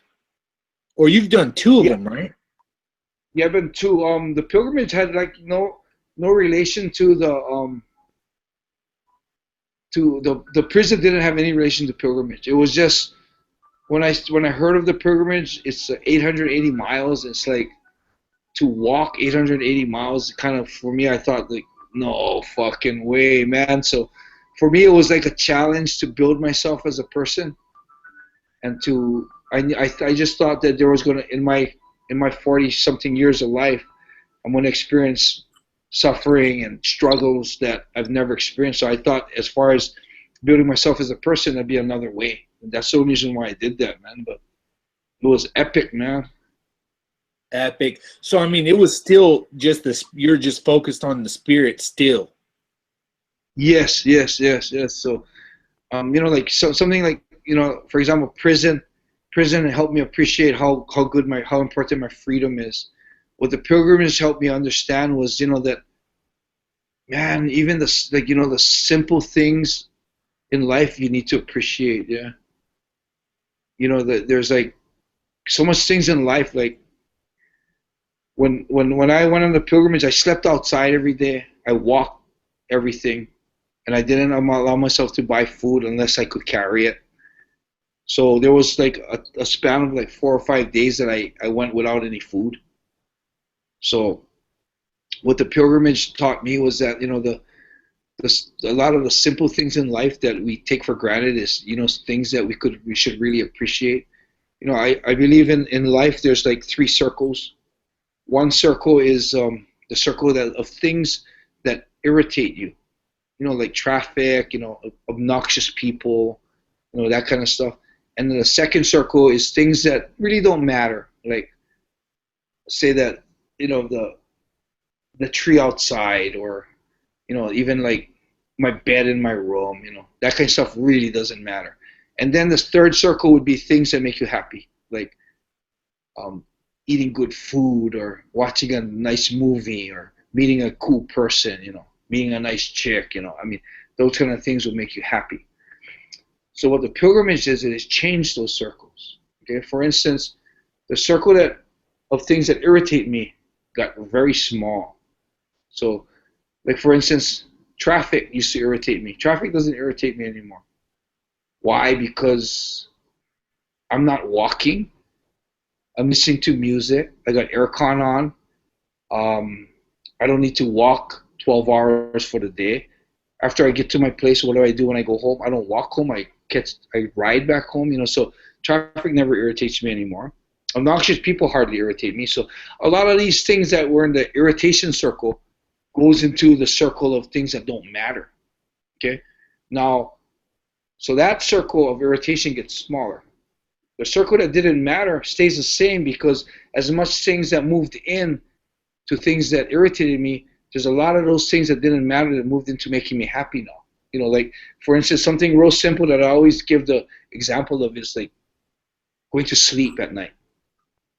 Like last night when you laid into bed, what was your feeling when you laid into bed? Either like, oh, I'm so tired, I'm going to sleep, or oh, I got to get up tomorrow, or maybe you're excited about the podcast, that kind of stuff.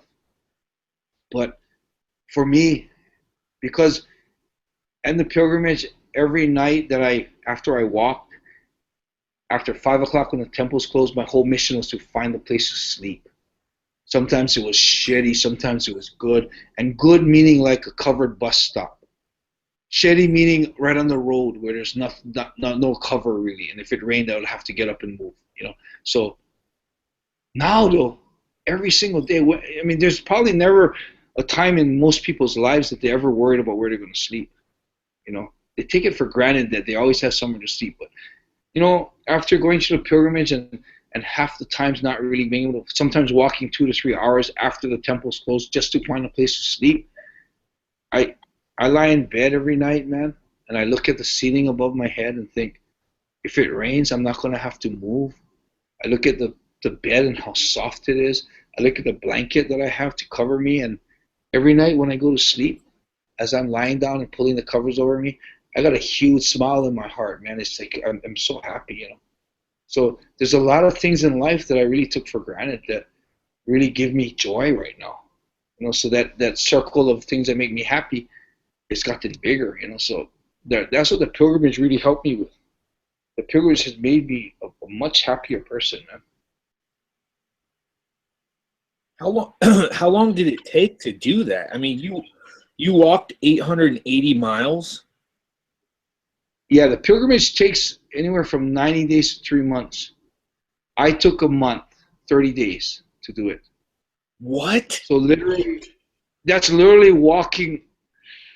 When I walked it, I walked about, I'd say about, I went on a real mission on how trying to finish it as fast as I could.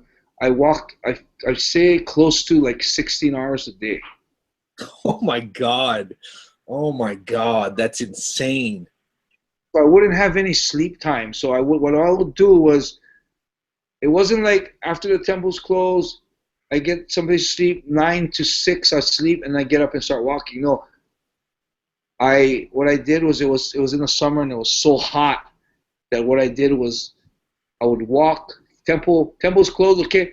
If I got 100 kilos, which is about 3 days walking to the next temple, I would walk to the next temple. When it get, like say 2 in the morning, I get a little bit tired. I'd find a bus stop or find somewhere to sit, and I would lay everything out, sleep, and it was so hot I couldn't sleep that long. So I would sleep maybe 2-3 hours, wake up in a cold sweat. I mean, not cold sweat, wake up in a whole sweat, I'm all wet, and then I would get up and I'd be up. Pack my shit up, walk another 2 hours until I get tired. Okay, I'm tired, lay down, sleep. That's how it was. I never got an 8-hour night. It was always walking a little bit till I got tired, and when I found a good place, I would lay down and sleep. Sometimes I would walk all day. That sounds horrible. Yeah, it is. I was going to say, no, not really, but yeah, it's fucking horrible, man. My girlfriend's going to do it in Yes. July. June. She's going to do it in June. So, woo-hoo. I mean, ultimately, it makes you a better person, you said, though, right? Because now you appreciate your bed every night. You have a lot of time to reflect on yourself. You're walking hours and hours a day. You know, if you say it's like, you're talking about 12 to 15 hours of walking every day for at least 90 days, yeah. The blisters, you know blisters, it's not that big a deal now, blisters. When we played racquetball and you had blisters, you had to rest a day. Or rest a couple of days, let it cool down, but you're walking on blisters. And you know what I realized? Blister pain, in a scale of 1 to 10, where 10 is you're about to die, blister pain will hit about 6 or 7, and people anticipate it getting worse, so they stop walking on it. They stop using the shoes. They won't, maybe like sports athletes won't run. But you know what? Blister pain doesn't go past 6 or 7. So if you keep walking on the blisters, it doesn't get any more painful. I didn't know that, but I learned that on the pilgrimage. They just get to maximum just ripped off your feetness. Yeah, well, sometimes you get the blisters, if you pop it and try and let it dry and you keep walking with it, before that blister actually heals, you'll start forming a blister underneath that blister. Oh my God! But you're not what you're saying is your feet aren't going to fall off. Yeah, it's not going to fall off, and it's not going to go to a point where it's 10 where you can't really walk physically. You can walk, Mentally, you might say, "Oh, my feet hurt. I cannot walk," but you actually can't.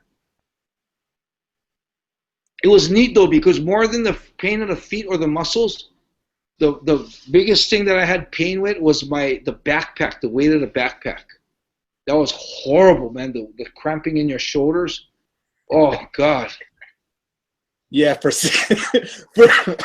16 hours. Yeah, you know the thing is real funny is when people get shoes and they say, "Oh, these shoes are perfect for me. They're comfortable and everything." Get the best backpack, get the best shoe you got, put your shoe on and your backpack and walk around, not 5 minutes around the store and say, this is good, I'll buy it. Walk around for 16 hours. That backpack ain't going to feel that good and the shoe ain't going to be so perfect anymore, man.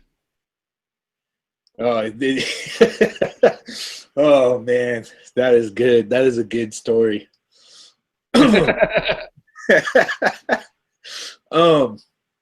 You got a tattoo to represent that, right? Yeah, right here, man, right on my leg.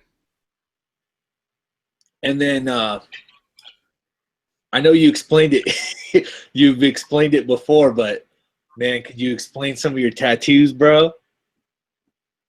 Oh my God, family and pride. These are on the palms of my hand because I believe when you're a baby and you can't walk or speak or even open your eyes, but you can clench your fist. Even a newborn baby, you put your finger in his hand, he'll squeeze your finger. And then you got someone who on the other end the spectrum of life when maybe has cancer and ready to die, and then they can't speak, so you want to ask them if they can hear you. You put your finger in their hand, say, if you can hear, squeeze. I believe that because of that, the first power you have and the last power you have is clenching your fist. So what I believe is no matter what happens, I believe that I have family and my pride in my life that I can always hold close to my heart. Yeah. So that's why I have family and pride in the palms of my hands. Yeah. And then I don't know if you can see it, this side, right here, these two tattoos right here. These tattoos don't mean anything when they're separate, but once they're put together, it's a symbol, it's a tattoo. It's a tattoo for God. Yeah, so what it is whenever I pray, I always pray to God. So whenever I put my two hands together, the two kanji will have the kanji of God, and that's who I pray to. So that's my destiny for raise my new one. You just got that yesterday. Yeah, my eternal bracelet, man. That's pretty cool, huh? It's my neck. Yamato Damashi on my neck. Every breath I take, I want to breathe that spirit of the samurai. Here I have loyalty and unity. I believe the day that I ever break my loyalty and unity for the people that I care about is the day that you can put a knife and cut right through that kanji, which would probably cut my neck and kill me. So I wouldn't ever, break that. I got lie and backstab on the bottom of my feet. Every day when I get up, I'm walking and stomping those things because those are the two things I really don't like. And dude, I got so much, man. You just blasted head to toe. Yeah, I'm kind of excited about this last one I just got. Good, let's touch here, man. Your hands must feel cold on her. Yeah, so my tattoos I love them, man. How long have you been doing the bracelets? That's how you finance your mission, going and helping out, right? Yes. The bracelets, I've done it for 5 years now. But the first 2 years was pretty much a hobby and just learning how to make them and just making them for myself and friends. and it's only become a business in the last 3 years. Yeah. And a lot of people mistake the company. It's not a charitable company. It's not a nonprofit organization. It's my company, and it helps me earn money for my life. And it just so happens that a big part of my life is helping the people of North Japan. So a lot of people like to say, it's a charity. If you buy a bracelet, it's gonna go to the people of the North. No, I mean, to be 100% honest with you, the money that you pay for a bracelet isn't going to the people of the North. There's one step before that. It comes to me, and I choose what to do with it. I might buy a fucking hamburger, I might put gas in my car, but a lot of it, maybe 70 or 80% of it, will go to help the people in the North. So to be really honest about it, that's what the company is about. Yeah. So if you buy a bracelet, I guarantee you a good portion of that profit will go to someone in the North. So pretty much, if you're buying a bracelet, I like to say this: if you're buying a bracelet, you're also a part of the movement up north. You're a part of touching people. You're part of creating smiles on the faces of people that lost everything in the tsunami. So, yeah, you're a part of the missions if you even purchase a bracelet. If you go onto my webpage, destinyforever.com, and you go into the media section, and you look up the Yamato Damashi missions, you can click on all the missions that we've done. I've done 39 missions already, and the next one will be 40, but I like to document it. Not for me, but for the people who have purchased things and have supported it, even people who've just made straight up monetary donations. I'd like to, they can't be there, man. I mean, it would be best if they could be there and see it happen, but they can't. So that's the least I could do is actually document the moment so they could see what they're being a part of. How did you get into making those bracelets? Because I mean, I've seen them, and they're beautiful bracelets, man. And how did you get into that? And do you feel like you've mastered it at this point with 5 years of experience? Because what do they say, 10,000? I know Kurt Osiander likes to say 10,000 hour rule, right? After 10,000 hours of doing something, you become a master of it. Do you feel like you're a master of that craft? No, I consider being a master is someone who's knows everything about it, but I'm still learning about it. So some people might consider me a master at making because I make it so well, but as for myself, I think there's still things I'm trying to explore. There's still ways I'm trying to actually make it better. So I think I'm still trying to master the art. But the reason why I got into it is because in Japan they believe that these bracelets protect you.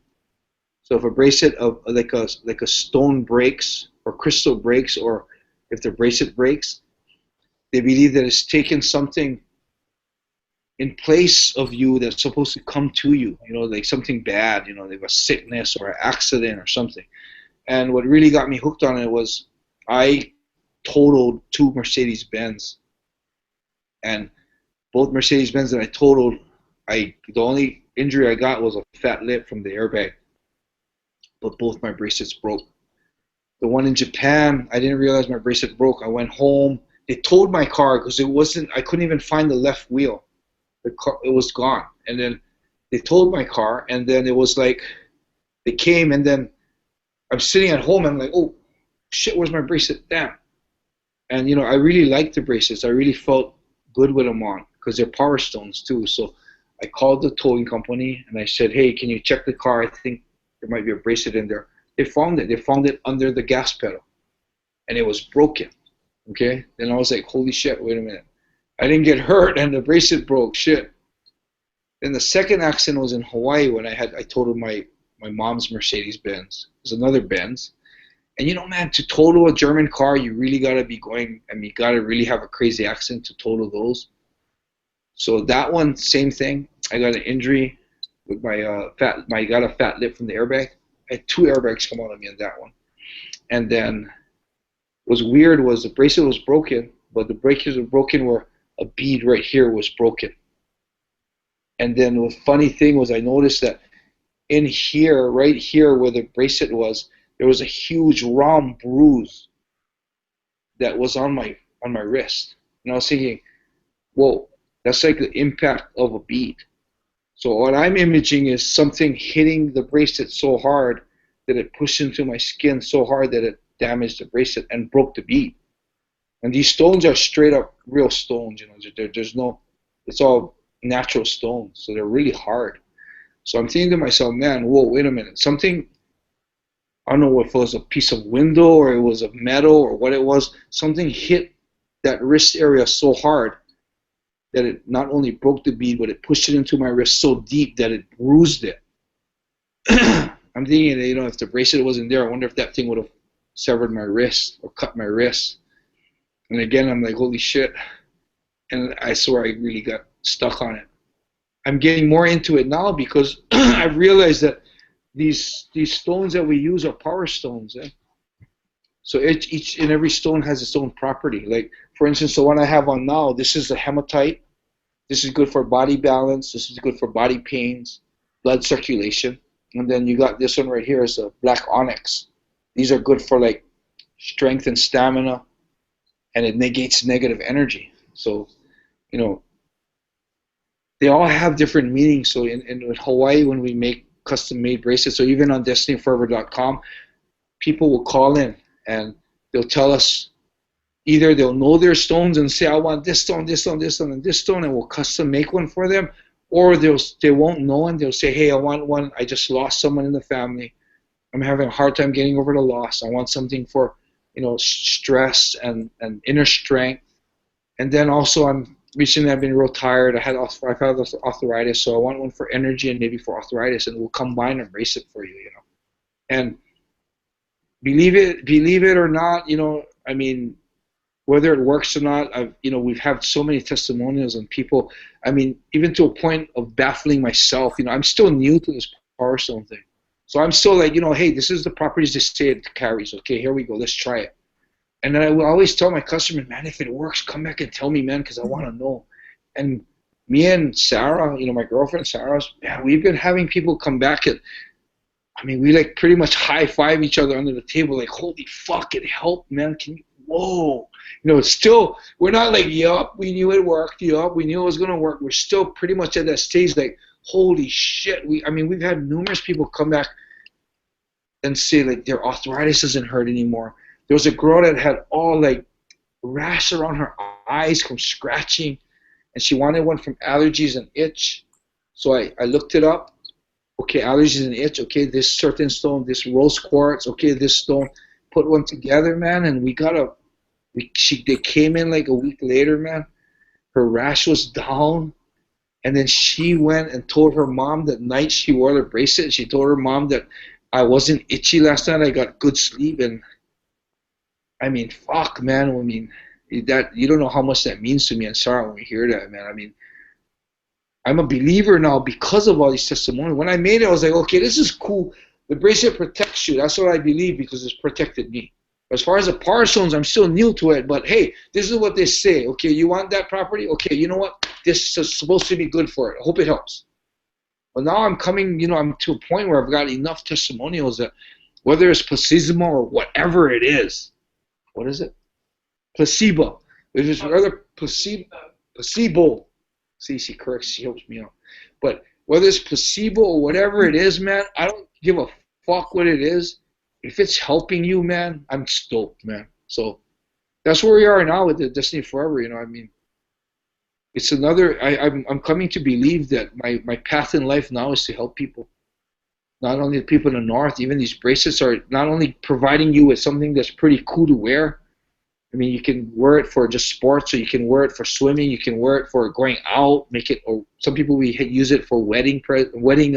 Instead of rings, they make bracelets. You know, I mean, but it's also a health thing, man. I've become a believer in that. They also believe that the maker, the energy of the maker, goes into the bracelets. So all the things I believe that I've built up in my fighting career, all the strength in my spirit that I've created in my life experiences, I believe goes into the bracelets too. So it's even more special that way. Yeah, I mean, it's incredible. Like how you said that your life is like a river and you just flowed to it and it just took you to a beautiful place. Cause it's like, I mean, it's just crazy because you're a, you know, MMA champion who's fought, you know, the toughest guys in the world, and you're from Hawaii and you went, you know, now you're in Japan and you went on a pilgrimage. You've been to prison before, you know what I mean? You do these missions in Fukushima, and now you make bracelets. You know, you make jewelry. It's like insane. Like I know. And then you look at me and Sarah. It's like, okay, she's from New Zealand. I'm from Hawaii. We're together living in Japan. It's like kind of like my whole life is like a flow of the river, and that leaf fell in that area and brought that leaf to this leaf kind of thing. You know, it's like, who could ever imagine I'd meet a girl from New Zealand and we ended up living in Japan, you know? it's just simply destiny forever. That's perfect. That was good. I should have said it. Man, that's great, man. It's such a good tale, man. Your life is just like you said you're going to be traveling all over the world, right? When we first started talking, I actually wasn't recording that, but you said you're going to Guam, you're going all over the place, right? My life is crazy, man. My life is crazy. Me and Sarah are actually looking for times where we can be more settled and kind of have a routine coming home, you know. And we thought we have it now. Like, okay, we got home. We can chill now. It's like, oh, not really. The December 28th, we went up north, spent a day up north, passing out goods. We're here now. Okay, cool. But, oh, wait a minute. 6, I just scheduled a trip to Guam. So me and Sarah go to Guam 6, 7, 8, come back on the 9th. We go up to Fukushima, up north again for a big mission. Come back on the 11th. And she leaves for Thailand to train from the 12th. I go to Sapporo to meet some friends on the 15th. We both come back around the 20th. And then on the 28th, we go to, the 24th, I go to San Diego for 3 days. Come back to Japan for 1 day. Then I take off to Hawaii for 3 days and go to Tucson, Arizona for 4, and then fly back to Hawaii for a month and then come back here. My life's been like that, man. It's pretty much the longest I'll be in one place is like a week or 2, man. Wow. That's I can't imagine, man. I mean, that's kind of cool, but that seems really draining. Well, about 110,000 miles a year I fly. Is your girlfriend, she's a fighter then? Yeah, she's training to fight. Yeah, definitely. Hopefully in a year you'll hear her name coming out. Hopefully in Risen or even the UFC possibly. She's Muay Thai right now. She's fighting amateur Muay Thai. I think she's ready for a pro debut. She's starting to train more MMA, and so yeah, she's definitely going to give it her shot, man. How far she makes it is going to be her destiny, and she's going to give it 100%, and we'll see what happens. Sarah Jane McCann, yeah. So Sarah Jane McCann. Yeah, remember that name, everybody, because hopefully you see it in the UFC someday.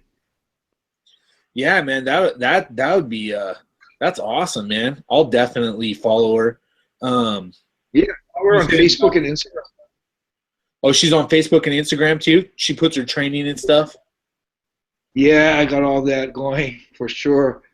Got her adventures in Thailand too. And that's crazy, you know, Thailand, you know, when I first brought her to Thailand, I was like, she's talking about she wants to fight and shit. I'm thinking, okay, yeah, you really want to fight? Okay, we'll see. Okay, we'll take you to Thailand. Because that place fucking sucks, man. They train so hard there. It's like I had Kid Yamamoto run away in 3 days, man. No Kid way. Yamamoto, 3 days later, he's calling me saying, Enson, I want to fucking come back home, you know? I mean, it's that hard up there. They run 10 kilos in the morning. They hit 2 to 3 hours of mitts. Then you got time to break. And in the evening at 3, they start on a 5-kilo run, and then they hit mitts for another 2-3 hours, and then they do neckties for about another hour. So it's like every day, one after every day, and it's hot, and it's like The conditions out there are like back in the day when kid went out there, it was like there was no beds. You're laying in a room with like 5 or 6 guys, and it's like there's no carpet. There's like straight up dirt.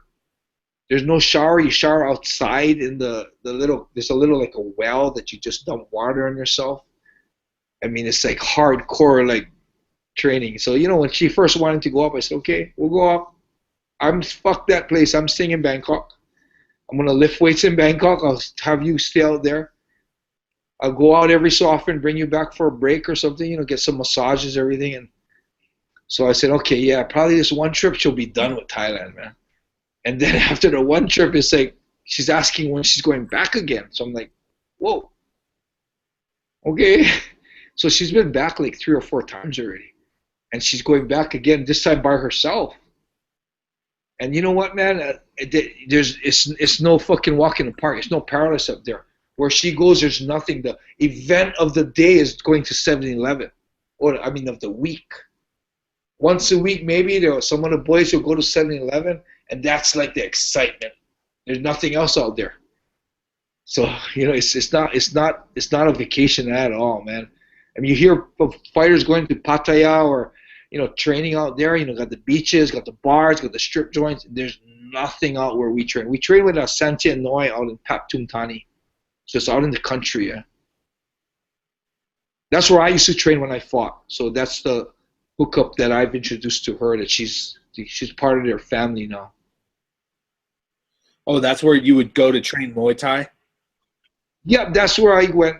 I helped build that gym. We supplied some money to build that gym up. So it's kind of like a part of me, that gym. Yeah, I've actually contributed to the success of that gym. And Santi and Inoue, he's the one who's actually one of the few Thai guys that beat Raymond Decker, but Santi and Inoue acknowledges that, and he's like a brother to me. So we're family. Yeah.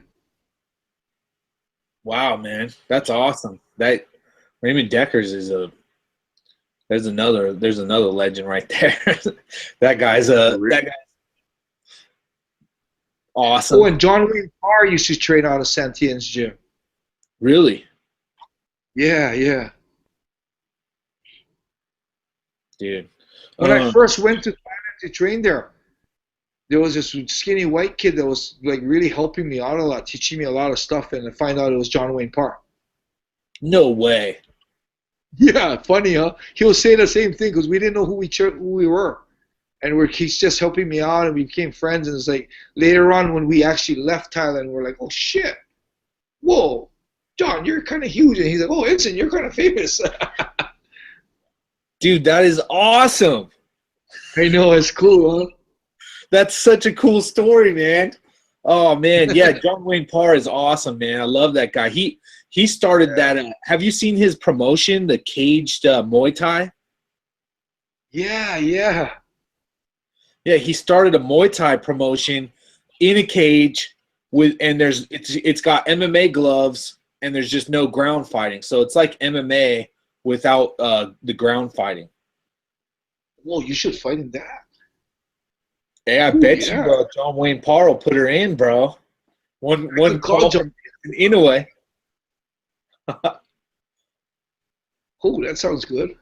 It's close to New Zealand, I think, right? Australia. Hopefully that's correct. Not really, but they're kind of like always classified as together. Lucky you're not here. She couldn't reach. She'd probably choke your neck for saying that.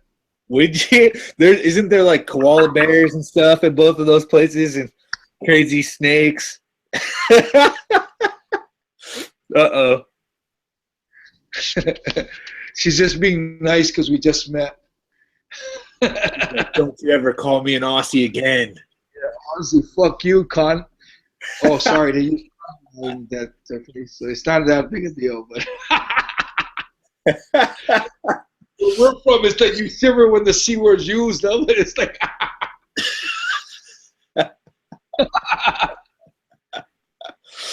oh my god, I can't believe that happened with John Wayne, man. Let me ask you a few questions here, just from my friends here that wanted me to ask you just a couple things. My buddy Jesse Davis, he wanted to know if you have any advice for a young fighter? What would you, if you know, if you had to, if you were going to give advice to a young, coming up fighter, amateur, trying to come up, go big time or whatever, what would you tell them? Okay, I would say one on the ground. A lot of sparring. And when you do a lot of sparring, try to always abandon power. So abandon your strength. Try to roll.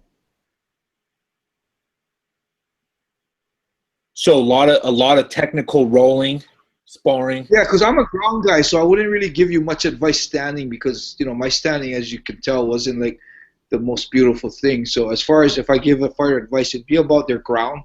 A lot of rolling, man. A lot of time on the mat, man. And then when you spar, try to abandon your power, man.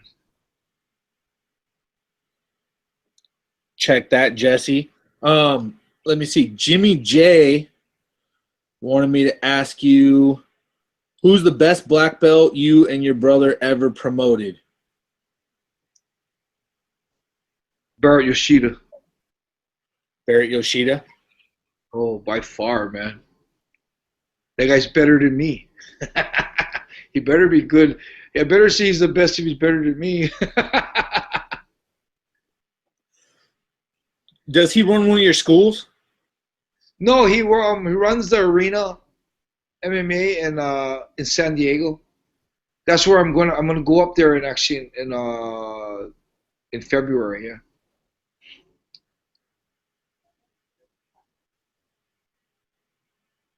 Yeah. So he runs that MMA in San Diego Arena. It's called the Arena. It's an awesome facility, awesome place to train. So he runs the jiu-jitsu there. How many schools do you have, like affiliate schools of yours? Because I know you said you're super happy with like your Guam school, right? Is like amazing. You got a bunch of them, right? There's one up here in Vancouver. There's two in Guam, and they're run by Steve Roberto. He's one of my black belts. It's like one of the best schools I've been around.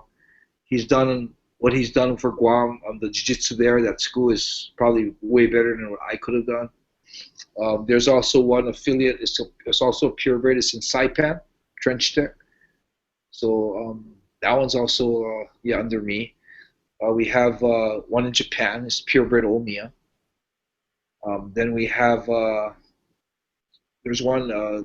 It's not a pure. I guess it is kind of like a purebred gym, but it's a affiliate. It's fisticuffs and it's actually more boxing, but it's boxing / MMA. Where Leonard Gabriel runs it. He's he works with Sarah in her boxing. He worked with me on my boxing a lot. So that's an awesome school. That's in Vancouver, Washington. I consider Arena, because Barrett's there. Arena in San Diego is also affiliate to me. What else is there? Grappling Unlimited. Egan Inoue school, my brother. So I go down. I didn't go down as much as I want. I could, but I want to try and go down more to help the guys there, the MMA guys. Last time I was in Hawaii, I stopped them and helped them train a little bit. The gym in Thailand is also an affiliate. That is a Thailand gym that is run by Santi Inoue. It's only Muay Thai, but it's also an affiliate. There's also a guy in Canada, Mike Martel. He's like almost like a purebred Canada. I go up there to do seminars every so often. What else is there? That's it, huh? That's about it, I think, yeah. Awesome, man. Well, I had Andrew Alexander. He wanted me to ask you about the Pride Days, bro. I think we covered that, bro. Pride's awesome, man. Knees to the head, soccer ball kicks. They let the fights go, let the warrior come on in the fighters. Miss those days, man. I think it might be back, though. I mean, hopefully Risen will, produce some good fighters and move away more from that circus effect and have more of the legitimate fighters come into play, hopefully. It was a good start, though, the last Risen. I enjoyed it. You liked it? You're pretty happy with it? Yeah, there was a lot. Akebono Sap was kind of stupid, and Gabby Garcia's fight was really like I don't even think both of them should have been in the MMA ring. You know, even Ishii's fight was kind of sketchy. You know, I don't know what's the story behind that. Even the heavyweight the tournament, I think that the fighters weren't even the best fighters around. I mean, King Mo, as we know, King Mo is a good fighter, but not like the best fighter. You know, like he looked like in that event. You know, so yeah, I think they could have got better fighters, but you know, it's a start, man. It was a good show. It was interesting. It was exciting. You know, as far as you know, the matchmaking I think could have been better, but you know, Japan likes that circus little style. You know, like unlimited size. You know, like I fought Mark Kerr. He was 60 pounds heavier than me. You know, that kind of stuff. So you know, it's a little different. I like the 10-minute rounds. I like the soccer ball kicks. So overall, yeah, I think it's a good start. It got a lot of people in Japan excited. So hopefully, you know, MMA Japan will be coming back. I think they have another event already set in April, so looks good. Yeah, I hope so, man. My favorite fights are from Pride. I mean, I thought that was the best MMA ever. Yeah. Epic, huh? Yeah, it was just it was just something that was different about it. Like I don't even know how to explain it, but like you said, it's epic. It was more like who's the man kind of thing. Whereas now, I don't know, it's just not as interesting, you know? It's easy to just be not interested in MMA the way it is now. It's kind of like, whatever, I don't really care, you know? But back then it was so legendary.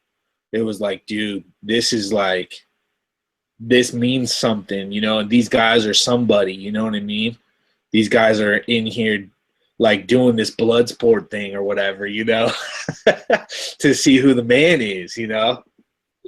Pride was pretty epic, huh?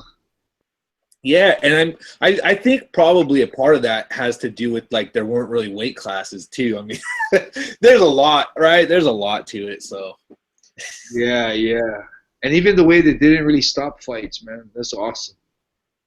Yeah, it was more about fighting and martial arts than a sport, right? It wasn't a sport. You know, I kind of like that actually about the presentation of Risen. I felt like it kind of, even though it's a little circusy, it's kind of martial arts, right? It's a little more martial arts feel than sport feeling like the UFC is. I don't like the sport thing, man. Oh, the only thing I was disappointed with Risen is they had that fag Takada like as a spokesman. That guy's literally a fag, man. Dude, is he the guy that went like this and he was like, oh, and came out like with his shirt off and was like totally being crazy? Is that who that guy was? He's a pro wrestler and he fought some fake fights in Pride, man. That guy is a disgrace to MMA, man. Is he the guy though that I'm talking about that came out with the drums and was like yeah. Huh? Yeah, that's him. Dude, me and my best friend we were like, what the hell is this guy doing, dude? Like it looked like ridiculous. It's a businessman. He's a big name here in Japan. He's an actor now. He's got a big name from pro wrestling. He did some fights that are real, you know, so he has a name. I mean, if you have him walking through a crowd and have me walking through a crowd, he'll be recognized a lot more than me. So that's probably what they looked at, you know, as someone that has a big name that's a real clean name. You know? His wife is a famous actress. But man, as far as martial arts, man, that guy has no business being in the ring telling people like, are you gonna fight? Are you ready? You know, I mean, it's like, dude, you didn't even know what it means to be ready, and you're asking people if they're ready. I have an incident on the street where he was getting attacked by one of the notorious gangs in Japan, and I helped him, man. So the story goes where I'm in a club where my students do security. I see him in the club. He comes and says hi to me. And I'm like, okay, hi, whatever. We're on a high, yeah, hello, good relationship, but not like a party with him at all. But we're okay, hi, shake his hand, everything. But an hour later, there's a big ruckus up on the top. This is a basement. The club is in a basement. So I hear on the top, I'm like, okay, oh shit, there's something going on. I got to check on my students. And one of my students that was at the club at the time was Ricky Fukuda. He's a UFC fighter. Well, he fought in the UFC a couple times. So Riki's up there, so I'm like, oh shit, worried about him. So I go upstairs and check. I see this huge mob I see a couple girls on the ground. They fall into the ground. I see a huge mob of somebody like chasing people. And then I look and there's two guys and they run to the back of the back street. So I follow it. I go to the back. There's one guy on the ground getting his head kicked in. And there's one guy standing up screaming frantically, "Stop, help, help," and shit. And I look and it's Takada. And this guy's literally screaming like a girl, calling for help. And you know, I'm thinking, as he's calling for help, his friend's head is getting kicked in. I'm like, you're not going to help your friend. You know, he's afraid to physically help his friend because they might turn on him, which probably would have happened. But he'd rather stay safe and scream and scream and scream and not do anything about it. Then I'm looking at that, I can't believe what I'm seeing. And then all of a sudden, the guy who's getting kicked gets up, breaks away. He's all bleeding, and he's running down the street past me. And the mob is chasing him, the gangsters. And then Takada comes running after the mob, screaming like a bitch, "Help me, help me." He sees me, and he directs it to me. He goes, "Enson, help me. These guys are crazy. They're going to kill us." That's exactly what he said to me in Japanese. So I'm like, oh, shit. And I know half of these gangsters because I'm notorious in the gangster world. So I'm over there. I'm like, okay, now they're in these, you know how this shop has like a bunch of trees on the side? Those trees are all knocked over, and they're in that area, and this guy's getting pummeled again. So I'm looking at that, and this has been going on for like 10 minutes now. And I'm thinking, holy shit. So Takada's screaming, like literally that, like screaming and screaming, stop, help me, somebody, not doing anything himself. So I'm over there, okay, fuck. So I run in and I grab one of the guys, kind of pull him off, and then they had their car that was crashed into a wall because when they were chasing Takada, they crashed their car into the wall and jumped on and just started attacking him. So there's a van, so I throw the guy in the van, tell him, leave. I said, so I'm kind of killing two birds with one stone. I'm helping Takada and I'm helping them because I'm telling them cops will be coming soon. Get out of here. Get out, grab another guy, drag him off, throw him in the van. In the meantime, that other guy I just brought in is out and running and going at it again. So I'm trying to pull these guys off to a point where as I'm pulling them off, the cops come. These guys see the cops, they jump into the car, high-speed chase, disappear. That guy, the rugby guy, he was on a national team for rugby. And he was going out drinking with Takada. Well, he had a fractured cheekbone. He's getting interviewed by the cops about what happened. Takada does not tell me thank you and disappears from the scene and is gone. Since then, I don't get a thank you from him. I don't get an instant thank you for what you did. Thank you for your help. Nothing. Never talked to him since. And that guy, I mean, that's straight up my confirmation. That guy's a fucking pussy, man. He's a fag, bro. What a fag. Well, the thing is, if he came and talked to me at Risen and he wanted to shake my hand, I'm not that type of guy that would shake your hand if I'm not good with you. If I have something that bothers me about you, I'm not going to go through the motion because for me, a handshake is an agreement that all's good, man, you know. So, I mean, I can see it happening where he tries to shake my hand and I look at him and I'll tell him, before I shake your hand, don't you have something to say to me about that night on the street, man? I mean, you got to tell me thank you or say thank you for your help or something, you know? Yeah. And even then, I might not shake your hand because if it doesn't make me feel better, I'm not going to shake your hand, you know? So, that's a situation that I don't look forward to, and it's going to probably happen. But I have a good relation with Sakakibara, but with Takada, it's a little different. Yeah. I just don't think he's a good representative, and I don't think he should be. I mean, it's like me coming out and trying to represent myself as like one of the big singers in Japan when I have never sung before, you know. And I feel that way about Takada. That's the only thing about Risen. It was good. Everything was interesting. Except that fucking fag should not be the spokesman, man. Straight up. Straight up, man. He's super intense about it, bro. With his little drum thing. He loves it. You can tell he's a fucking ham, man. He loves that I'm the man kind of shit, man. He loves that stuff, man. I was like, who is this dude? I was like, I didn't know what was going on when he was doing that. I was like, what the hell is happening right now? I mean, he was like, ah, like so intense. Yeah, in my book 2, there will be that you know that story I just told you. Yeah, It's going to be in book 2. sick. Yeah, I can't wait for the second book, bro. It's going to be a heavy one, man. It's going to have the pilgrimage, the prison term, everything. That's awesome, man. I can't wait, bro. Freaking, dude, I almost got you out to like 4 hours right now, bro. See, I told you it was going to be way better, man. Bro, this is way better. I think it might actually be better, bro. When you put this out, you might want to put it out in parts, yeah? Oh, really? That way I think people will be more in tune to listen to it. Like if we put out a 4-hour one and I can plug it on my social media, I don't know if people are going to sit down for 4 hours, huh? You might want to make one part, 2 part, 3 part 4 or something, you know, whatever you decide. But that's my suggestion, man, to make it shorter podcast. And then you can even plug in the next one. We'll talk about this, you know. Sweet, dude. Yeah. I'll do that. I'm gonna because I got the video. So what I'll do is I'll publish this one, but then I have an editing tool so that I could cut it up, and then I'll publish the separate pieces as well. And then Okay. I'm gonna publish it on the audio as well too. So it'll be on audio if anybody wants to just listen. Whenever you do any publishing of it, just shoot the link to me, and I'll just blast it on my social media. Yeah.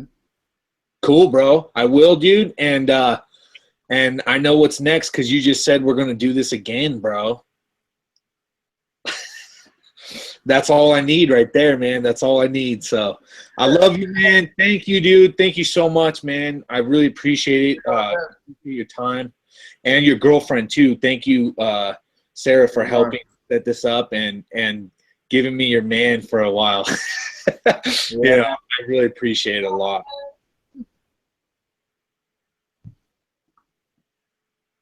You're welcome.